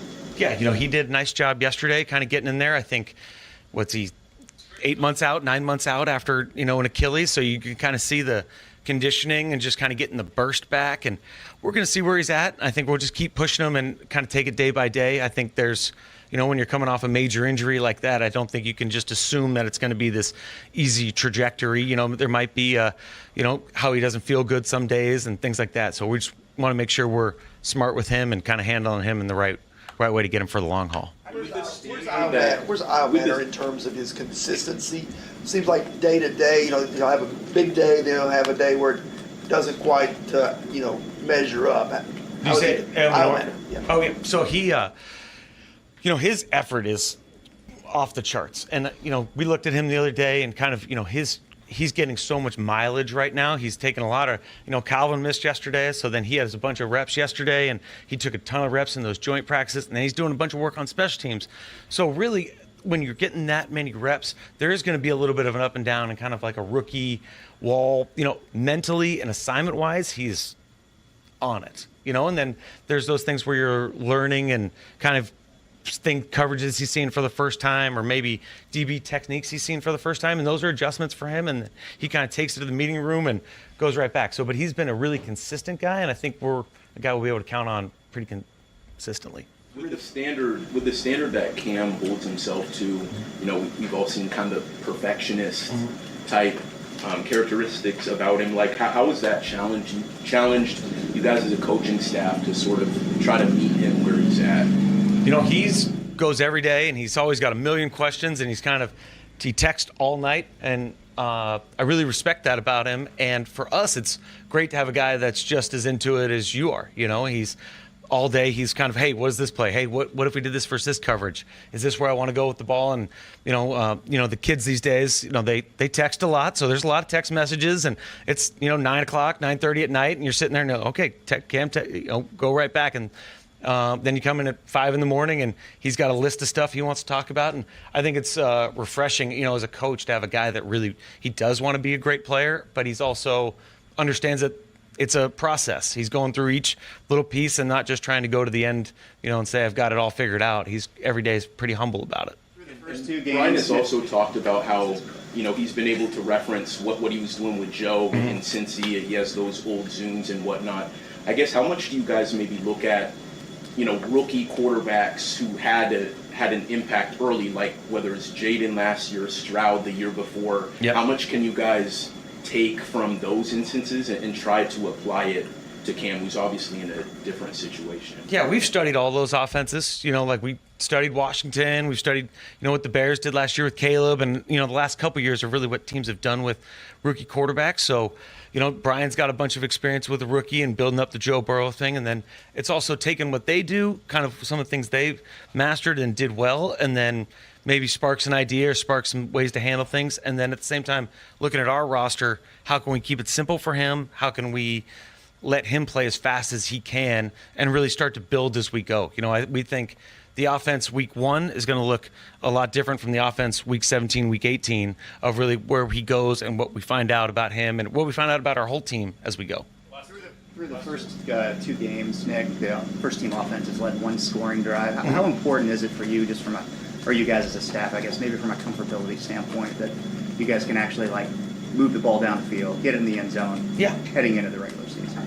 The first drive against Tampa, right? We had that 3 and out. We ran it well in the first down. The second down, we got man coverage and we had a really zone play. Didn't think we were going to get that, and with that group they had on the field. So that, and then we missed on the third down. Second drive, go right down the field, overcome a penalty, which was nice for us because we didn't do that very much last year. We had the holding penalty, and that, to get behind the chains, be 1st and 20, and then go all the way down and score was good. Then you go to last week, first drive, you hit Ao Manor on the second play, you get an explosive, and then we jump off sides, we get a hold, and those kind of things. You look at all those correctable mistakes, and but you want to eliminate those. All we talk about is eliminating sins. So I think more of the frustrating part for the first offense last week was, okay, we're doing some stuff here to shoot ourselves in the foot. And then, second drive, we're 3rd and 8. We think we got a good play call, and then we go to 3rd and 13. We really got to force it in the middle of the field. Maybe got different throw there. So those are learning experiences for us as an offense, as playing a bunch of new guys. Calvin didn't play, so there's young receivers out there. So we feel good about where we're at, scheme-wise, and we weren't really game planning these crews. We really game planned the practices and then threw out some vanilla stuff in the game. So I think if we were really trying to light up the scoreboard here in the preseason, we probably feel a little worse than we do, but the offense is confident. I don't think there's any real concern there. What do you need to see from maybe the receivers kind of at the bottom of the depth chart this final preseason game, maybe separately from this? They're all really bunched up, and so I think there's you look at all of them. You look from Prochet and those kind of guys all the way to Restrepo and Mason Kinsey and Jaquan and all those guys, and we really want to see them. 2 things that are going to happen. They got to play fast and make some plays, right? If you make some plays, I think we always talk about to our guys, hey, this isn't just your resume for us, it's your resume for everybody. So for the whole league, we want to give all those guys an opportunity to go out there and make a play. And then the special teams is going to be a big part of all those guys that really separates those guys that are probably outside the first couple of guys that are going to start. So they've all had really good camps. They've all kind of had their ups and downs, but we feel good about where the group's at. Really appreciate it. Appreciate it, guys. Thank you. That is Titans offensive coordinator Nick Holtz speaking with the media a few moments ago. Ramon, what stood out there? Man, 2 things. It's an obvious thing to say, but being balanced up to where you don't become predictable. Run, pass is something that he mentioned. So watching this team on 3rd and 3 be able to run the ball instead of pass the ball at 3rd and 7, you think you have the ability to do that. But I was thinking to myself, it's down to guys making plays when they come their way. I think that's going to be super important. And then something else he dropped really quick. He was like, keeping this offense simple enough to where Cam would be successful and get him to playing faster. And I put a question mark behind, what do you mean by playing faster? Is this going to be Cam Hayward. Cam Ward being in a position to run this offense effectively, getting the ball out fast, and then having the ability to go. I want to see what that looks like from week 1 to by the time, as he said, you get to week 18. Will this offense completely be his to where he can just not even think about making plays? That is going to be a very interesting approach to his development over this year. How simple before you actually allow him to just go? We go back to the podium at Ascension St. Thomas Sports Park as special teams coordinator John Bones Fossil meets with the media. So there's no excuses, but really what it did is it gave me a good opportunity to be like, come on, man. Like, we're holding on punt return on the line of scrimmage. The play is already killed and it hadn't even started yet. So it was good for us to just look at some of the tape on how we can clean our technique up. So it was a good time for it. Hate to say it on special teams, but, there's through the course of the season, there's going to be a couple of them for everybody. You just don't want them at the wrong time. but there's going to be an element of aggressiveness we're going to play with, and I think that's kind of part of the game. Stay away from the pre-snap penalties, stay away from the after the play's dead penalties, but there are some combative penalties that you're just like, okay, we just got to tighten that up, but a little bit part of the game. It looked like Hecker had a little bit of a struggle. Was it Wednesday in joint practices? Yeah. And then in the game? Yep. Is that something that's concerning to you, and what can you do to make that adjustment with such a veteran? Yeah, good call, great observation. I think in the practice against Atlanta you might be referring to, we were a little bit off with the snap and a little bit off with the punt, and I think that's part of the operation practice when you're getting kind of live reps against an opponent. We could do it out here against ourselves, and there's nothing that you can simulate necessarily in practice like you might get in the game. So it's kind of just, it's been since last December, January for our specialists getting like live work. And I think he got better in the game than he was in practice, and I have no concerns at all about Johnny being ready, in 2.5 weeks. This is just part of the training camp process of getting the operation tight, getting the timing of it, game ready, and then obviously getting consistent with the punts. But I feel like, in my opinion, he's where he needs to be right now, and he'll get to where he needs to be for the game time in a couple weeks. Sly's a guy that has a big leg, obviously. Yep. And he's been impressive out here from beyond 50, but he did have a missed extra point the other night, and he's missed a few out here in that 45 range. Is that a concern for you? No, I think Joey's been great. He missed the PAT, but you look at all the practice and all the scrimmages, he's probably been our most consistent specialist. So, I mean, he's hit probably a little over 50 balls that have kind of counted, and I think he's missed a couple of them. The one in the game was the sudden change PAT, and that was great practice for us. I hate to say it, 2 years ago, we had a real good kicker in Dallas named Brandon Aubrey, and his very first attempt, we blocked a field goal, ran it back for a touchdown in game 1. So his very first NFL attempt was a PAT, and he shanked that thing left. Then he made like 40 in a row after that or something like that. But that doesn't matter. The point is getting sudden change practice as a kicker is crucial. And a lot of times you don't get it in the preseason. We got it in the preseason, and we're grateful for it. And we got that one out of the bag, and we kind of practiced the timing of it because we actually felt rushed as an operation when we didn't need to. And the penalties, great learning for us in the preseason. The sudden change, great learning for us. We've gotten a lot of good work. That is Titan Special Teams Coordinator John Bones Fossil. We're going to take our last break. When we come back, Defensive Coordinator Denard Wilson is going to meet with the media. If you want to hear more of Bones, head to the 104.5 The Zone YouTube channel. We're going to continue carrying that there for our digital audience. But want to get to our last break. That way we can cover as much of Denard Wilson as we can. You will hear from the Titans Defensive Coordinator and what he has to say about Legarius Sneed coming up next. Anything that a rookie should be placed at, I just feel like, and Prochet too, he's kind of the old man of the group. And so he's been in there with Quan as far as kind of leading the charge with the first reps. And I feel like the rookies need to be behind those guys at all positions and earn a role that maybe overtakes at any spot potentially. So that's something that I'm mindful of for sure. But I don't want to just put a rookie in there and say, hey, you're running the ones and you really haven't done anything in professional football yet. So we'll kind of see how it all shakes out at all spots. That's kind of how it's been with our special teams right now, is just a little bit of seniority or experience. You get the first crack at it, and the new guys or young guys, you got to fight your way in front of the older guys. Obviously, you're comfortable with Prochet if he's on the roster to return punts for you. But if the numbers work out to where he can't be that seventh receiver and Jaquan's not on the roster either, do you feel like you've seen enough from Chim to week 1 rely on him to do that job? Probably not yet. We've gotten a lot of work in practice, but pretty limited reps in the game. And I think our returner competition has been great. There's been, for sure, Chim. I was looking forward to Tajay getting some work. Unfortunately, the injury kind of kicked him out for the time being on kick return. Prochet and Quan, even some young guys. We talked about Restrepo. So I'm trying to get everybody opportunities and touches. And there's not a lot of them in the game, so it's kind of like I get one shot. It's like, Coach, man, I got to fair catch it. So I'm trying to balance opportunities for sure. I don't want to go into who I think is going to be the guy because I don't think we're there yet, and that's not my job necessarily right now to project that. But I'm excited to see where it goes. How much will you fight? Obviously, some big decisions coming up next week. How much where you try to make your voice heard on trying to maybe fight for guys that you think can help you? Yeah, I'm a team player for sure. I know special teams is a big part of the game, but I think I've come to also understand that, you know, there's guys I can fight for sure if it fits within the concept of the 53 and the team. But I always feel like, you know, on 53-man roster, there's got to be a couple guys, whether it's, you know, the last inside linebacker, the last tight end, the last running back, the last safety, you know, that I don't feel like I've ever had to fight for guys. I think it's always been great conversations with the head coach and the front office on what roles we see for certain guys, as well as the potential for development. So it's a great question. I don't know if I have a great answer. I don't ever feel like I have to necessarily fight for guys.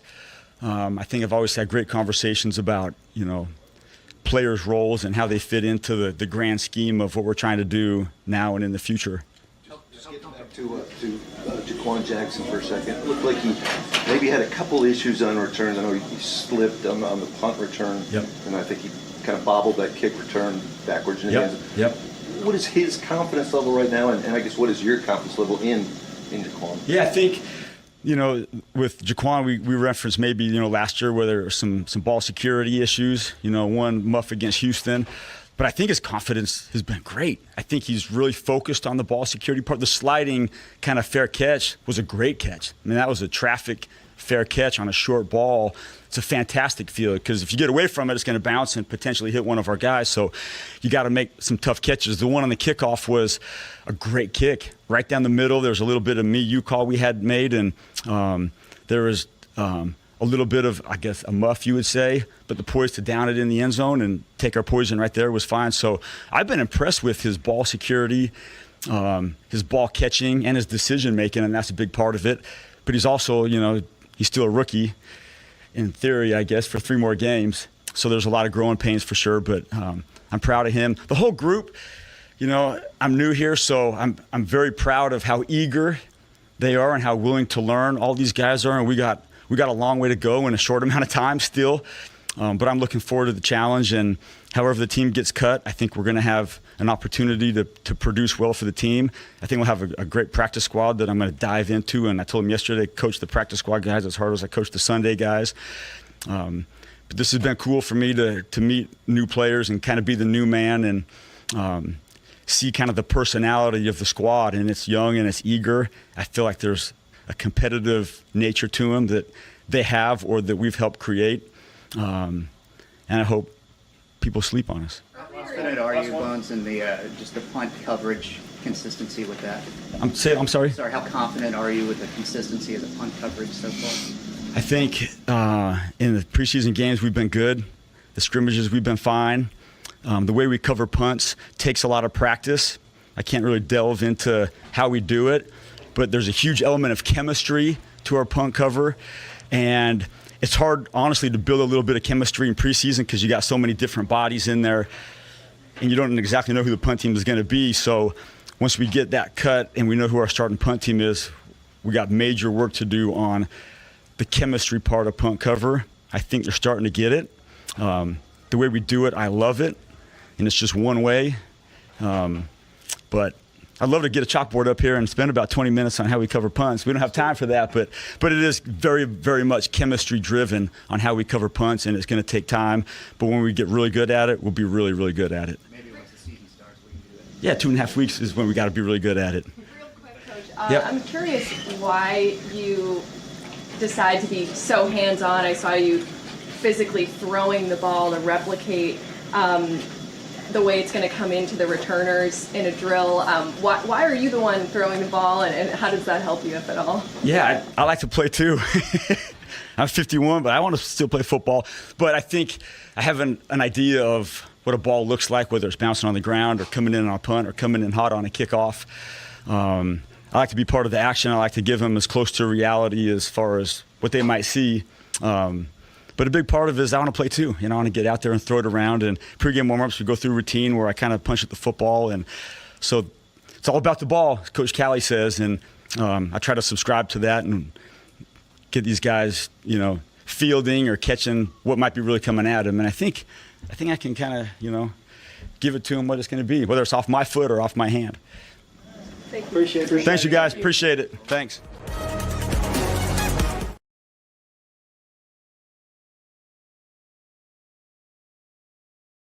Wrapping up the show on 104.5 The Zone. Ramona Will is fueled by Scooter's Coffee. John Bones Fossil still speaking with the media, as you have heard on the 104.5 The Zone YouTube channel, if you've been watching there. He just wrapped up his comments, which means you have not missed a second of defensive coordinator Denard Wilson, who is about to speak in a moment, Ramon Foster. And that's what we're looking forward to, man. Sure is. How many questions are asked of Legarius before he's on to something else? I got 3 straight. I'd say 5 or 6. 5 or 6, yeah. It's going to be a lot of Legarius questions, as there should be. Should be. He has an opportunity to speak today. Shouldn't he? We'll Legarius. see. Yeah, we'll see. I mean, that's fair. Yeah, no. What's wrong on with Twitter, you, I have someone calling me unlistenable on this show because I say, we'll see, and that's fair too much. Yeah. So now I'm just going to say it even harder. I'm going to date your mom even harder. I'm just going to say it even more. We'll see. We'll see how much I can say it. Like, we'll see in the final 15 minutes. You know, it's fair for me to say it as much as I can before the show's over, but just we'll see. Lean right on in, huh? But we'll see. You just going to lean right on in. Well, we will see what Denard has to say about this. Bones Fossil is he's very long in his answers. I feel like Nick Holtz was and can be also. I'm hoping Denard is going to act the same way. Like, these are very important answers, questions that need real strong answers to on his plan. I think that's going to be the first one that needs to be asked. What is your plan for Legarius if he starts? Yeah, we'll see. I think, again, if you missed it, Legarius Sneed is back, activated off the PUP list, put back on the roster. He will be practicing in a limited capacity, according to reports today. So we'll see how much he can be out there and how much that he can do. But that is the story of the day. We will also see what he has to say after practice, Ramon, because now that he is off PUP, he can talk to the media. Yeah, buddy. Which is fair. It is. I want to see how he handles it more than anything. Yeah, what is wrong with you, man? Here I am trying to be the pro. It's usually me that's this petty. It's usually me that's this petty, man. I want to see how he reacts. I want to see what his response is going to be and how close also Puff is going to be with him about questions on his health, the surgeries. Why did he elect to have the knee surgery this late if it was his decision, or was it that problematic? Here we go. Here is Titans defensive coordinator Denard Wilson. We'll see. Before we got to this day. Well, it's good to get him back out there. He's been chomping at the bit. He's been doing everything in his power in the training room to get to this point. So I'm just excited for the young man, not just the football player, but him, because I know the work that he's put in to get out there. And he'll go out and do a little stuff today, and we'll progress him and see where he's at. That's the thing. How quickly can you get him up to speed with the opener now, just a couple weeks away? We're just one day at a time right now. All right, we're just gonna take it one day at a time, and that's the approach we're gonna have with him. The plan last year was that he probably wasn't going to practice much, and you guys were going to get him ready for Sundays. Do you kind of envision once you get him ready for this Sunday, the goal is to have him ready for Sunday? That's really a question for Coach. All right, Coach and the training staff on just in terms of his progression and where he's going. Right now, and I'm just excited for him to be out there. And as long as I see 38 out there, I feel very good. In terms of the guys behind him, it seems like Marcus Harris has had a little burst of late. What are you seeing? Yeah, Marcus has really grown, and you can see it. He's making plays. He's a physical guy. You see the speed. A couple plays. In Atlanta in practice and in the game. They throw the deep ball, and you can see him put on the second gear. And then, the big thing about him, he doesn't panic when the ball's in the air. So the progression of him, and I think Tony Oden has done a hell of a job getting him caught up. Fundamentally, he's getting better, and he's not a guy that makes a lot of mistakes. That refusal to panic, that is something that he does. Did you notice that before he got here, or is that something that you feel like has been increased? When you watched his college tape, especially last year, it showed up, and it's ironic. It was like the first tape I put on was him versus Miami, because I wanted to see him against Cam, and it was like 2 plays back to back. They threw double posts, and you just saw him put on the Jets, and it's the same things he's doing now. Point when Cedric maybe got over a hump a little bit and started to settle in? Well, I think Cedric's playing with confidence right now. You know, he's not second-guessing himself, and he's just being who he is. He's being a downhill player. He's scrappy, he's tough, and, you know, he seeks contact. So I think that, you know, he's settled into who he is. He's getting comfortable playing within the system, and, you know, he keeps making plays. You noticed the game surprised you last year. Played probably a little bit more than you thought he would, Daryl Baker. Yeah, you know what? Coming in last year, we got him, you know, off the waiver wire. At first, it was getting him acclimated to our terminology and technique, but you know, he's playing some sound ball. He's been out there. He's not, you know, when he's out there, he's going to challenge. He's going to be where he's supposed to be. So, you know, we're very pleased with where he's at right now. Have you noticed it carry a little bit of that momentum into training camp this year? I think he's just more comfortable being in the system and being around the fellas. Have you noticed the game start to slow down for Cedric Gray and also James Williams? Yeah, I mean, obviously, you look at Ced last year. Ced didn't play any preseason games, so you know the first preseason game for a lot of the young guys, it was big. You know, especially down the stretch, you saw where the young guys came in there. You know, they kind of went haywire a little bit. But all of them, the more you play and the more you do it, you get comfortable. And right now, you know, when they line up next to Cody Barton, Cody makes you comfortable in general. He's a field general. He knows how to orchestrate everything, and he's a calming factor for those young men. What determines James versus Cedric now, and who's on the field in Denver for the first snap? Yeah, well, it's still, you know, we have a few more days. We had this practice, and then we have actually have a preseason game coming up. So, you know, everything's still on the table.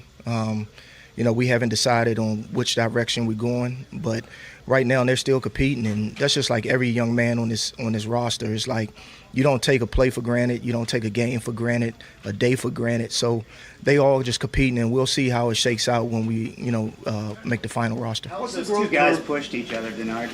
Yeah, I mean, competition in general makes everybody better. You do two things. You're going to rise to it or you're going to fall. So they've been competing, and that's all the linebackers in the room. And y'all notice we had different guys in that room over the road trip. It was 2 or 3 new guys coming in there. So it's created a culture like don't get comfortable. Be comfortable being uncomfortable. And these guys aren't comfortable right now, and they're trying to go take a job.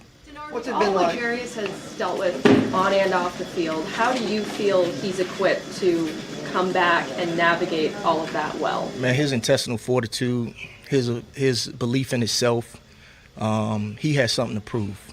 And when you have something to prove, you come out here and you're going to do your work, you're going to do it diligently, and he's going to put everything that he has into being the best version of himself, and that's all we ask for. What's it been like, kind of the process for Femi? Because it seemed like last week in the joint practices against the Falcons, you know, he kind of got, I guess, a baptism, so to speak. You know, didn't really flash as much as he had maybe the first week or so of camp. Yeah, I mean, with Femi, the big thing is I want him to be a tone setter. He maybe didn't flash, but he set the edge. He was violent.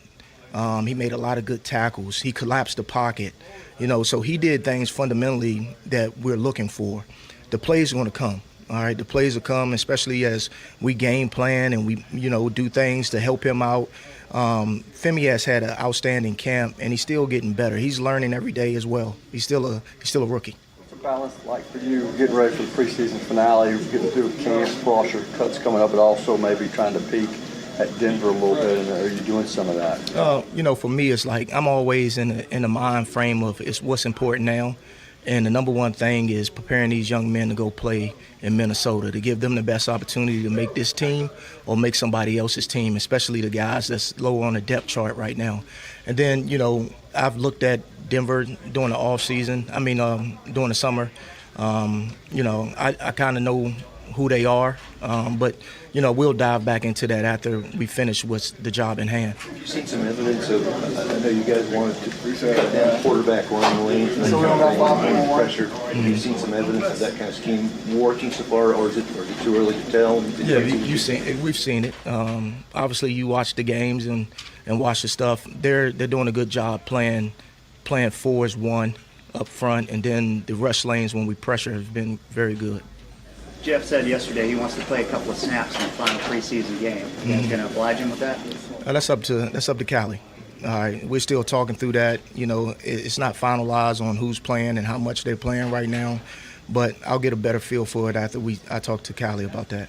That's his decision. What does it say about a guy who's, as he said, probably never played in a preseason game here, still wanted to go in? I think it's a man on a mission. I think it's a man that's want to prove to himself that he is the guy that everybody assume he is. That's what I see. And I see that he wants to be out there with his teammates, and that's huge.